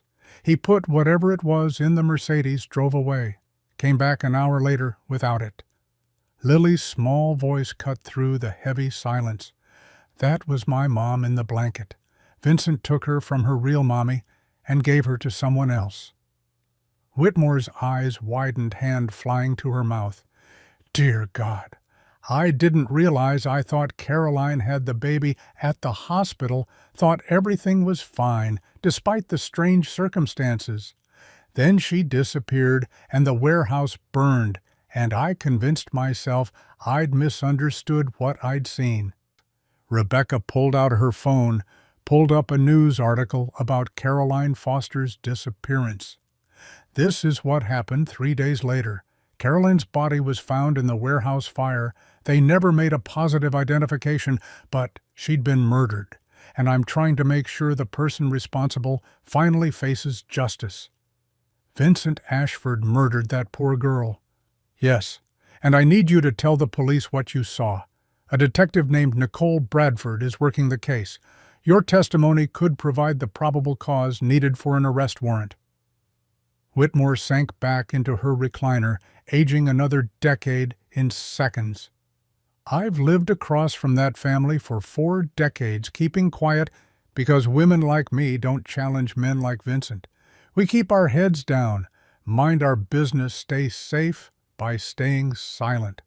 But staying silent meant Caroline's killer walked free all these years, meant you grew up not knowing your own mother. Will you help us? The old woman looked at Lily, at the innocent face, reflecting Caroline Foster's genetic legacy, and something hardened in her expression, the transformation of fear into determination. Yes, I'll tell Detective Bradford everything I saw. It's 38 years too late, but better late than never for the truth. Rebecca called Bradford from Whitmore's living room, putting the phone on speaker as the detective answered on the second ring. Bradford. Detective, it's Rebecca Hayes. I'm here with Dorothy Whitmore. She's willing to provide eyewitness testimony about the night Caroline Foster disappeared. The sound of Bradford sitting up straighter came through clearly. Put her on. Whitmore recounted her story with remarkable clarity. Details preserved by guilt and the human tendency to obsess over moments when intervention might have changed everything. Bradford asked sharp questions, establishing timeline, visibility conditions, certainty of identification. 20 minutes later, the detective had enough for a preliminary statement. Mrs. Whitmore, I'm sending officers to your location within the hour to take an official statement. This testimony, combined with the physical evidence Ms. Hayes provided, should give me enough for a warrant. But I need you to understand, testifying against Vincent Ashford means depositions, possibly trial testimony, definitely media attention. Are you prepared for that? I'm 76 years old, detective. I've wasted too much of my life being afraid. I'm prepared. After disconnecting, Whitmore made tea, Neither Rebecca nor Lily touched the three of them, sitting in awkward silence until uniformed officers arrived with recording equipment and official forms. The statement-taking process stretched past Lily's normal bedtime. The girl curled against Rebecca on the plastic-covered sofa, fighting sleep with the determination of someone who sensed history being made. By the time they left Whitmore's house at 10:30, Rebecca's phone showed 3 missed calls from Bradford. She returned them from the car engine running to generate heat against the March night's chill. Hayes. We've got movement. I pulled Caroline Foster's original case file, minimal investigation back in '88, but they kept the evidence from the warehouse fire. I'm having the medical examiner compare DNA from those remains to the blood on the badge you provided.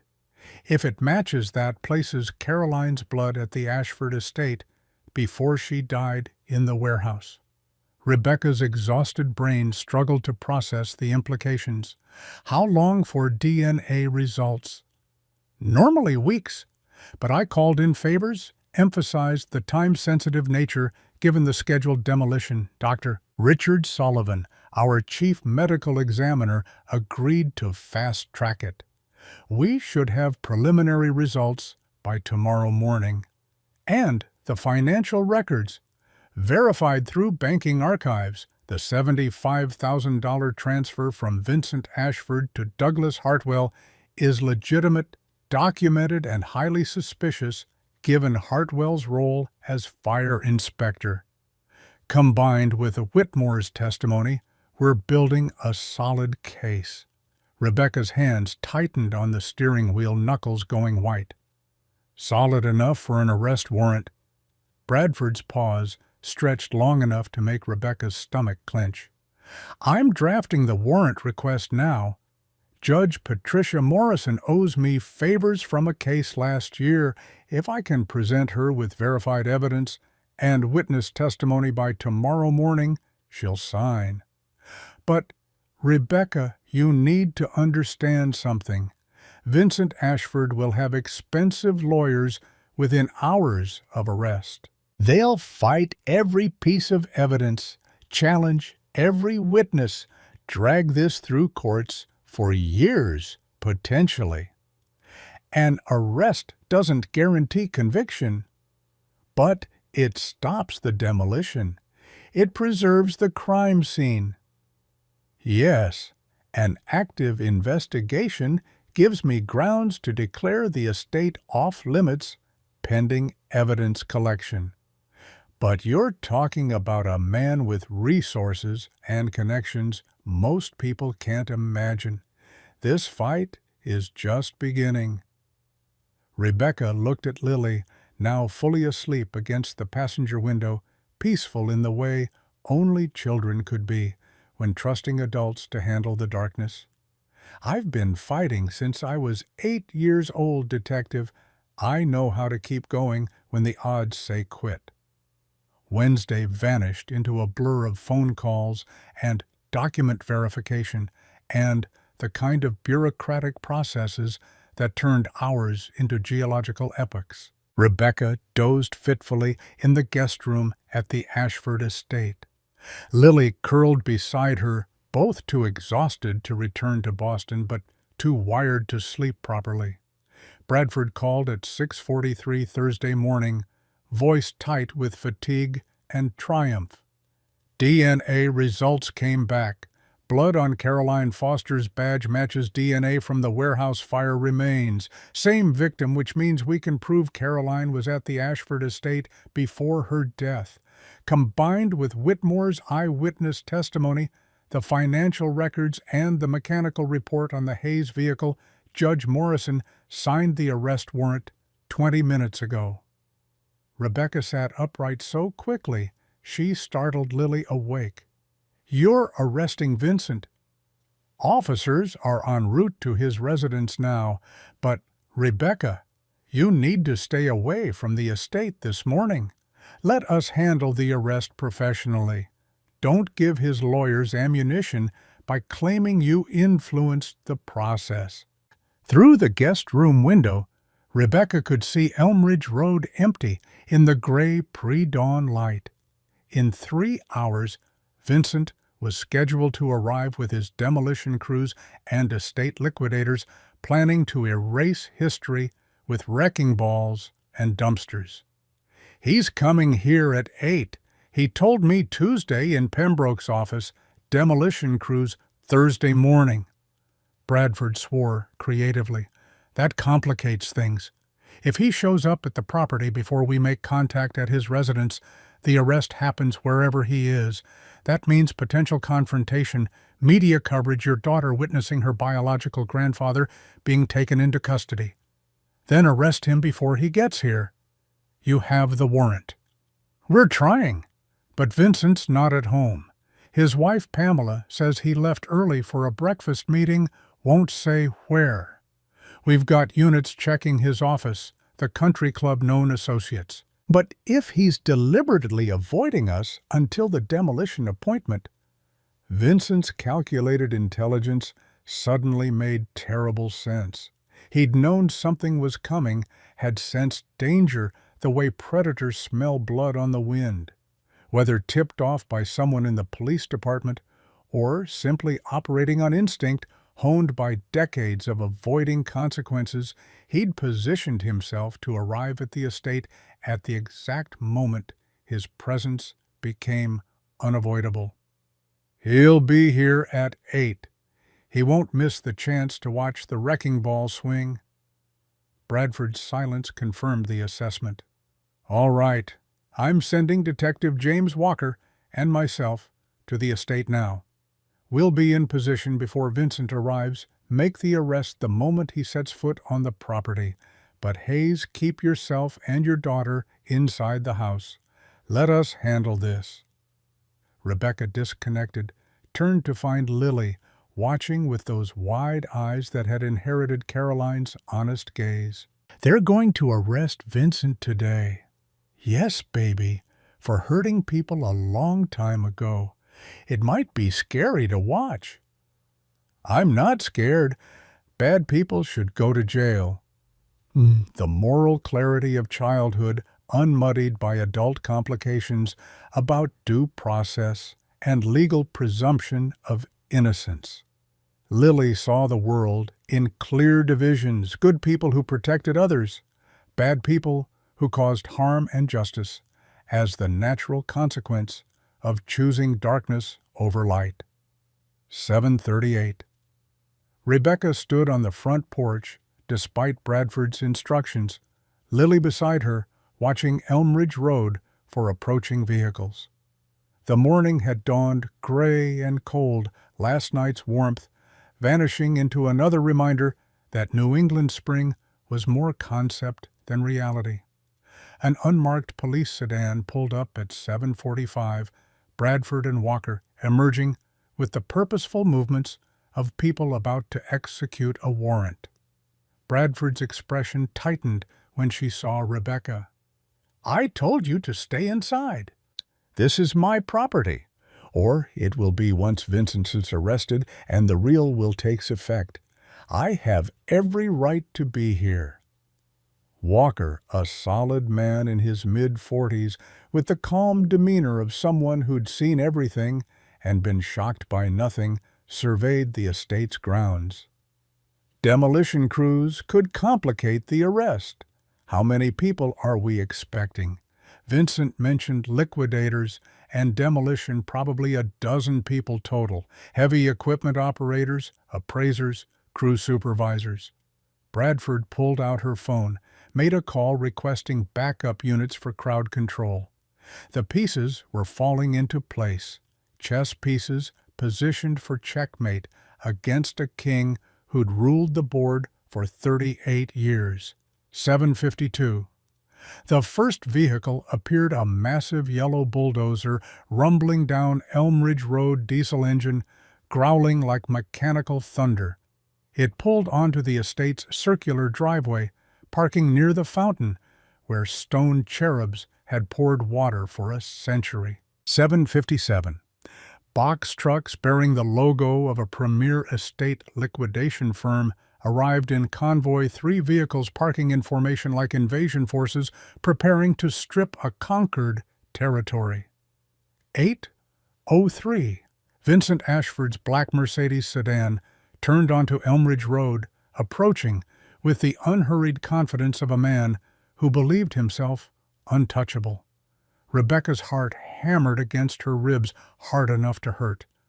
Bradford and Walker positioned themselves at the bottom of the porch steps, badges visible, hands resting near service weapons in an unconscious gesture of readiness. Vincent parked, emerged from the Mercedes, wearing a cashmere overcoat that probably cost more than Rebecca's monthly rent. Pamela wasn't with him, smart woman, distancing herself before the hammer fell. He surveyed the assembled demolition equipment with satisfaction, then noticed Rebecca and Lily on the porch. His expression shifted through confusion to irritation. "Still here? I told you Tuesday to be gone by this morning. You're trespassing on my property." Rebecca descended 3 steps close enough for conversation, but maintaining distance. "Actually, Vincent, this isn't your property. It never was." He laughed sharp and dismissive. "We sat in Lawrence Pembroke's office. You heard Margaret's will read aloud. Everything is mine, the estate, the company, the assets. You got a rusty key and some sentimental nonsense." Bradford stepped forward, badge held high, where morning light caught the metal. "Vincent Ashford, I'm Detective Nicole Bradford, Boston Police Cold Case Division. We need to have a conversation." Vincent's lawyer-honed instincts activated immediately, expression closing down into careful neutrality. "About what, detective?" "About Caroline Foster. About Thomas and Evelyn Hayes. About arson and murder, and 38 years of consequences you've avoided." The color drained from Vincent's face so completely he looked corpse-like, the expensive tan from winter vacations in Aruba fading to ash gray beneath the overcast sky. His eyes darted to Rebecca, to the badge in Bradford's hand, to Walker standing ready beside her. "I don't know what she's told you, but Rebecca has always been prone to dramatic fabrications, probably inherited it from my mother." Rebecca's voice cut through his deflection like a blade. "From Caroline Foster, the woman you murdered to protect your merger with Pamela's family." Vincent's jaw clenched, vein pulsing at his temple. "That's absurd. I never met any Caroline Foster. This is harassment." Rebecca descended the remaining steps, pulled out her phone, displayed the photograph of Caroline's badge in its evidence bag. "I found her badge, Vincent. In Margaret's vault in the bunker you sealed up 38 years ago, hoping no one would ever look between the library and the parlor. The badge still has her blood on it, DNA matched to the remains from your warehouse fire." His hands flexed at his sides, fight-or-flight response, warring with calculated self-preservation. "You can't prove anything with a badge. Could have been planted. Margaret could have put it there yesterday for all anyone knows." Bradford pulled out the arrest warrant, unfolded it with deliberate precision. "We can prove Caroline Foster was at the Ashford estate the night she disappeared. We have an eyewitness who saw you force her into the house while she was pregnant and crying. We have financial records showing you paid the fire inspector $75,000 10 days after the warehouse burned. And we have evidence that Thomas and Evelyn Hayes were murdered when their brake lines were deliberately severed right after your mother warned you they planned to confess the cover-up." Vincent stumbled backward, Italian leather shoes slipping on morning damp stone. Rebecca had never seen him lose composure, had never witnessed the carefully maintained mask crack to reveal what festered beneath. But now, trapped between police with a warrant and evidence he'd believed successfully buried the monster Margaret had raised, finally showed its true face. "You don't understand. None of you understand what was at stake." Walker's hand moved to his weapon, reading the desperation in Vincent's voice as dangerous. "Mr. Ashford, I need you to remain calm and keep your hands visible." But Vincent wasn't listening, wasn't calculating anymore. The control that had sustained him through decades of lies shattered like glass under pressure, leaving only panic and rage. Caroline was going to destroy everything. The company was drowning. The DuPont merger was our only chance at survival, and that stupid girl thought her bastard baby mattered more than 4 generations of Ashford legacy. Lily's gasp cut through the morning air. Rebecca instinctively moved to shield her daughter, but the girl stood frozen on the porch, watching her biological grandfather confess to murder with the stunned comprehension of someone whose worldview had just inverted. Vincent kept talking, words spilling out like poison from a lanced wound. "She threatened me, said she'd go to Pamela's father, ruin the engagement, destroy any chance of saving the company. What choice did I have? She forced my hand." Bradford's voice remained professionally neutral, despite the confession unfolding before multiple witnesses.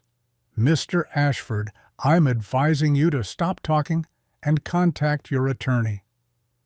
But Vincent was beyond caution, beyond legal strategy, operating on pure adrenaline and 38 years of suppressed guilt erupting all at once. And Thomas, Thomas, was going to confess everything. Going to tell police about the baby, about Caroline, about his suspicions. He'd have destroyed the family name, sent me to prison, ruined Ashford Textiles' reputation beyond recovery. He left me no choice. Rebecca's voice, when she found it, carried all the accumulated rage of a lifetime built on lies. "They were good people. Thomas and Evelyn raised me, loved me, gave me everything you should have given your own daughter, and you murdered them because they had consciences you couldn't comprehend." Vincent's gaze locked on Rebecca, seeing her fully for perhaps the first time, not as an inconvenient niece, but as the living evidence of his crimes, Caroline's ghost wearing flesh. "You were supposed to disappear. Margaret was supposed to make you vanish, raise you somewhere far away, where you couldn't remind me of what I'd done. But she brought you back, put you in my house, forced me to see Caroline's face every goddamn day." He lunged forward, rage overriding self-preservation hands, reaching for Rebecca's throat with intent, written clearly in every muscle's tension. Walker moved first, intercepting Vincent's charge, wrestling him to the ground with the efficient brutality of someone trained in restraint techniques. Bradford was beside him instantly, knee pressed against Vincent's back, while Walker secured handcuffs around wrists that struggled against metal inevitability. "Vincent Ashford, you're under arrest for the murders of Caroline Foster Thomas Hayes and Evelyn Hayes. You have the right to remain silent. Right. I strongly suggest you exercise immediately." Vincent screamed against the driveway's gravel, coherent words dissolving into animal sounds of fury and denial. The demolition crew stood frozen near their equipment, watching a wealthy businessman being handcuffed, while a 10-year-old girl witnessed her family's darkest secrets made manifest. Walker hauled Vincent upright, gripped firm on the handcuffs, and marched him toward the unmarked sedan. Bradford approached Rebecca, expression softening fractionally from professional neutrality. "You and your daughter all right?" Rebecca pulled Lily close, feeling the girl trembling despite her earlier bravery. Watching theory become reality, seeing Vincent confess, seeing him try to attack, Seeing him reduced to a handcuffed suspect was different from imagining justice in abstract terms. "We will be." Bradford gestured toward the demolition equipment.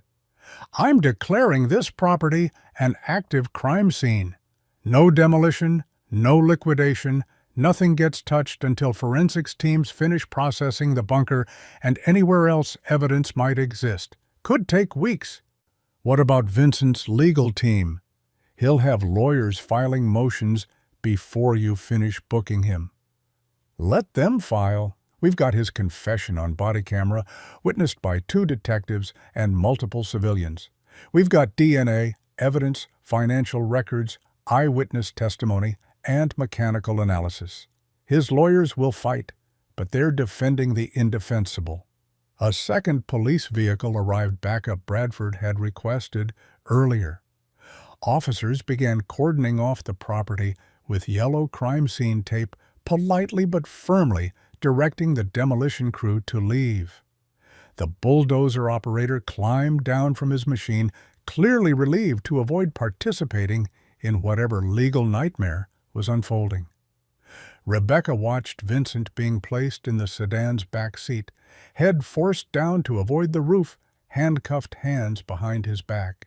He stared straight ahead, expression gone blank.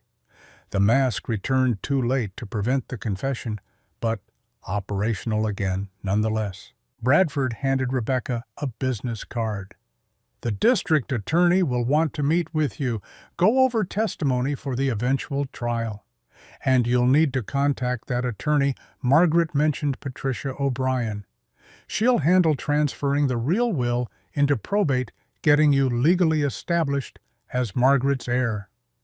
What happens now to Vincent? Arraignment probably tomorrow, given the high-profile nature. Bail hearing, though I doubt any judge grants bail for a triple murder suspect with resources to flee the country. Then, the long process of prosecution, grand jury, indictment, pretrial motions, eventual trial. You're looking at a year minimum before this reaches a courtroom. Rebecca had expected triumph, the sweet satisfaction of justice served.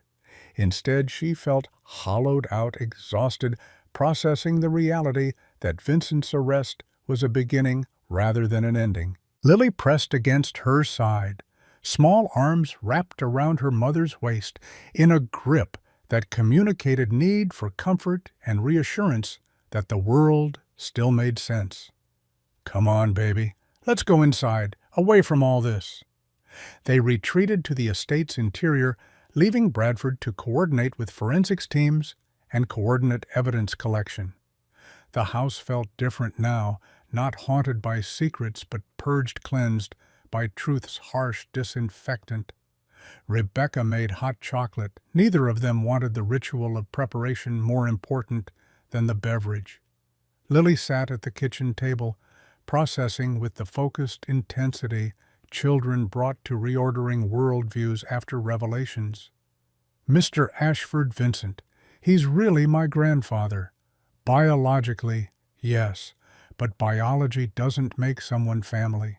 Family is who loves you, who protects you, who shows up when you need them. Vincent was never your grandfather in any way that matters. He tried to hurt you. Yes, but the police stopped him. That's what happens when bad people don't get away with things anymore. They face consequences." The girl considered this hot chocolate, cooling untouched before her. Great-Grandma Margaret should have made him face consequences a long time ago. The moral clarity cut straight through adult complications about fear and complicity and the 1,000 small compromises that led good people to tolerate evil. Margaret should have gone to police in 1988, should have reported her suspicions, should have chosen justice over family reputation. Her failure to act had cost Thomas and Evelyn their lives, had deprived Rebecca of her real mother, had allowed Vincent to walk free for 38 years.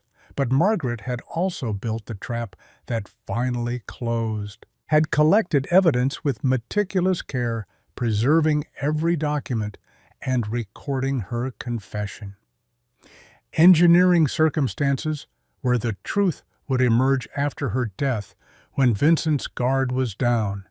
It was justice delayed and imperfect, but justice nonetheless. Rebecca's phone rang. Patricia O'Brien, the attorney Margaret had chosen to execute the real will. The conversation was blessedly brief.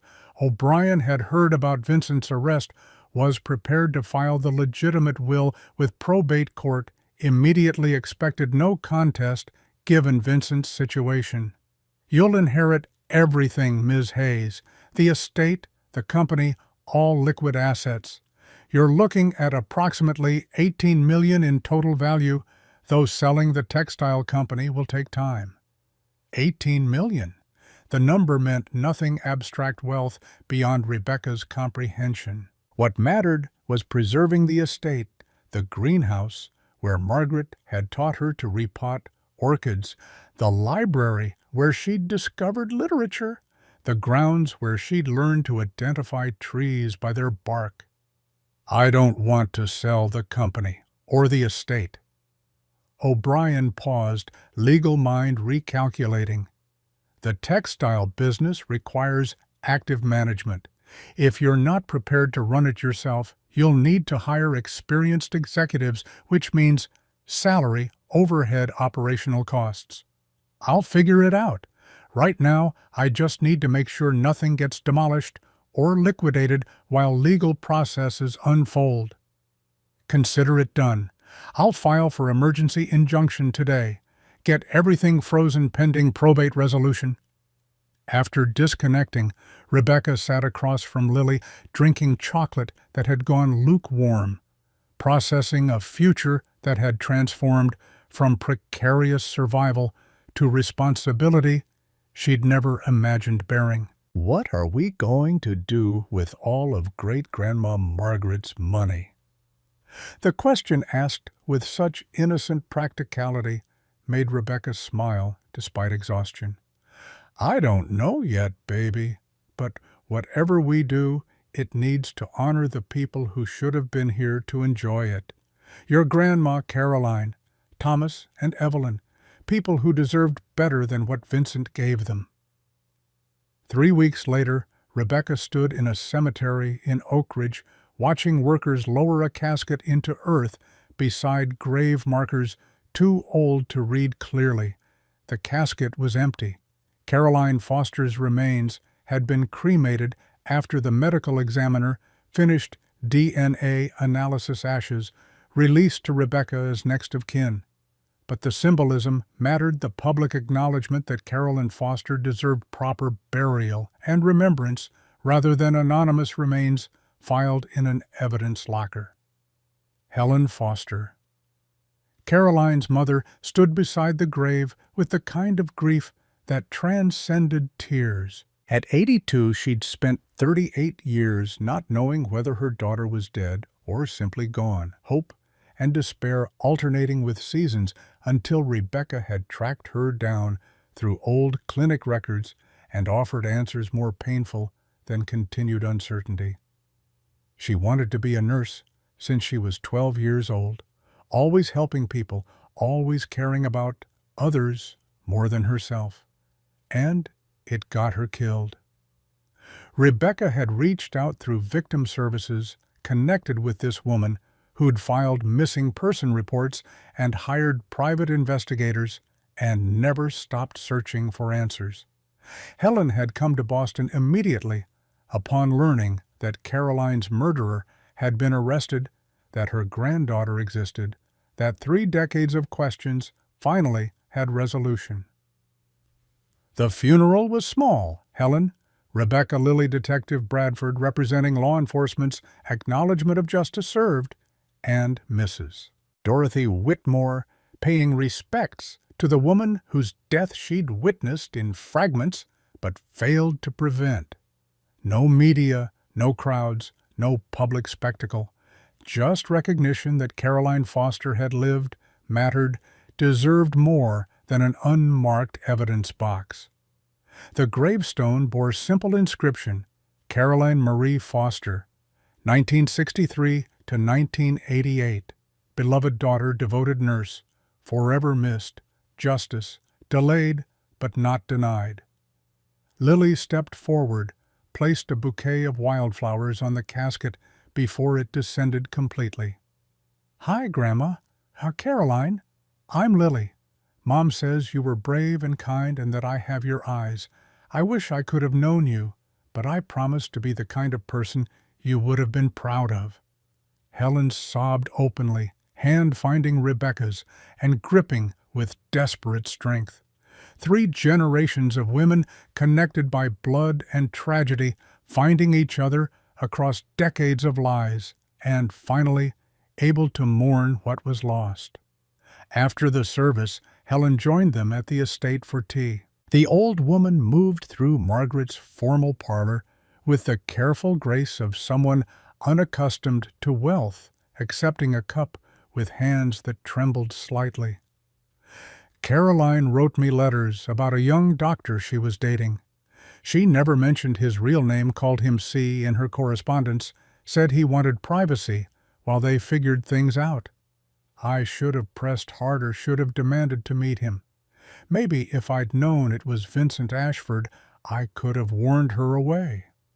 Vincent was excellent at hiding what he really was. Caroline couldn't have known. She knew something was wrong toward the end. Her last letter, the one that arrived 2 days before she disappeared, said C was pressuring her about the baby, that he wanted her to solve the problem quietly. Caroline refused. She wanted to be a mother, wanted to raise her daughter, even without C's support. I should have driven to Oak Ridge immediately when that letter arrived. Instead, I waited for her next call. It never came. Lily sat beside Helen, studying the old woman with curiosity tempered by compassion. "You're my great-grandmother. That means we're family." Helen's face crumbled, fresh tears tracking down weathered cheeks. "Yes, sweetheart, we're family, and I've missed 38 years of knowing my granddaughter, 10 years of knowing you. But we have time now. We can build something from what's left." 6 months transformed the Ashford estate from crime scene to sanctuary. Rebecca hired contractors who specialized in historic preservation, restoring rather than renovating, honoring the house's bones while adapting spaces for new purposes. The formal parlor became an intake office. Guest bedrooms converted to temporary housing units. The greenhouse where Margaret had cultivated orchids with obsessive care grew vegetables for communal meals. The sign beside the circular driveway read, "Caroline's House," in elegant script subtitle, explaining a refuge for single mothers and their children. Rebecca had wrestled with what to do with inherited wealth that felt tainted by the crimes that preserved it. Selling everything felt like erasure, letting Vincent's victims disappear into liquidation and tax filings.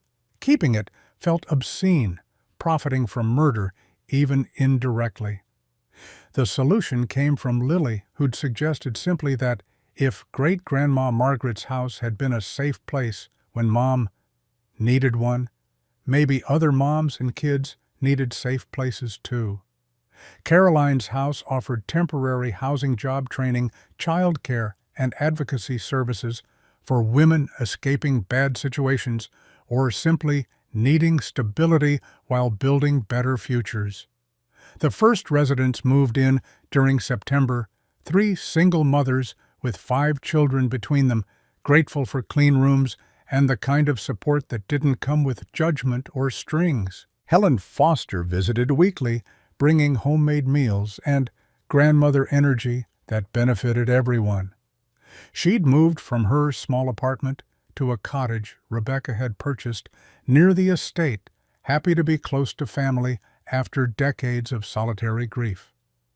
Mrs. Dorothy Whitmore served on Caroline's House Advisory Board, her witness testimony at Vincent's trial, having transformed her from fearful neighbor to advocate for speaking truth regardless of consequences. The trial had been brief. Vincent's recorded confession, combined with physical evidence, left defense attorneys with nothing to work with beyond procedural challenges that delayed but couldn't prevent conviction. 3 counts, first-degree murder, 3 consecutive life sentences with no possibility of parole. Pamela had divorced him within weeks of arrest, reclaimed her maiden name, moved to California with resources from a prenuptial agreement Vincent's lawyers had never imagined enforcing. Natalie, Vincent's daughter with Pamela, had reached out once via carefully worded email, expressing apology for her father's crimes and requesting no further contact. Rebecca had honored the request, understanding that some family connections were better severed than maintained. Rebecca stood in Caroline's house library on a cold afternoon in early October, watching Lily help a 6-year-old resident practice reading. The girl had arrived 3 weeks prior, terrified and silent, gradually opening up under Lily's patient friendship. The library was the same one where Rebecca had found the swiveling bookcase, though the vault entrance had been permanently sealed after forensics finished their work. But she'd kept the rusted key Margaret had left her displayed in a shadow box above the fireplace, with a small plaque, "The heaviest inheritances aren't made of gold, but of truths brought to light." Detective Bradford stopped by occasionally, ostensibly checking on how the converted estate was serving its new purpose. But really, Rebecca suspected, satisfying herself that justice had produced something constructive, rather than simply punishing the guilty. She arrived this afternoon with coffee and the tired satisfaction of someone who'd closed a case that had haunted cold case files for decades. Heard from the parole board. Vincent filed for appeal again, claiming his confession was coerced. Got denied within 24 hours. Good. You ever think about visiting him? Rebecca considered the question, watching Lily and her young student puzzle through a picture book about dinosaurs. No, Vincent Ashford was never my father in any way that matters. He was Caroline's murderer and Thomas and Evelyn's killer. That's his only legacy. I don't need closure from a man who chose violence over acknowledging his own daughter's existence. Bradford nodded, sipped coffee that had gone lukewarm. For what it's worth, you did something remarkable here. Turned blood money into refuge, transformed a crime scene into sanctuary. Caroline would be proud. After Bradford left, Rebecca found Lily in the greenhouse, showing 2 other children how to repot seedlings. The girl had inherited more than Caroline's eyes. She'd gotten the fierce protectiveness, the instinct to care for others, the belief that people deserved kindness even when life hadn't been kind to them. "Mom, can we plant a tree for Grandma Caroline? Something that will grow big and strong and be here forever." They chose a white oak sapling, planted it in the formal garden where stone cherubs still poured water into the fountain. Helen came for the planting, bringing a photo album filled with pictures of Caroline. Childhood snapshots, graduation photos, images of a young woman full of life and promise, before Vincent extinguished both. Rebecca hung selected photos throughout Caroline's house, ensuring residents knew whose legacy sheltered them, whose stolen future had been transformed into present sanctuary. Every woman who walked through those doors would know that Caroline Foster had been murdered for choosing motherhood over convenience, that her daughter had fought for justice, that her great-granddaughter believed in protecting families. Vincent Ashford had tried to erase Caroline from existence, to bury her in an unmarked warehouse grave and pretend she'd never mattered. Instead, her name stood in bronze beside the driveway. Her photograph smiled from walls throughout the house, and her legacy grew stronger with every mother and child who found safety under the roof Vincent had tried to destroy. That rusty key Margaret left didn't just unlock a vault. It dismantled decades of lies, brought a murderer to justice, and transformed inherited evil into present good. The heaviest inheritances really weren't made of gold. They were made of choices about what to do with truths too long kept in darkness, too important to leave buried when light could serve the living better than silence served the dead.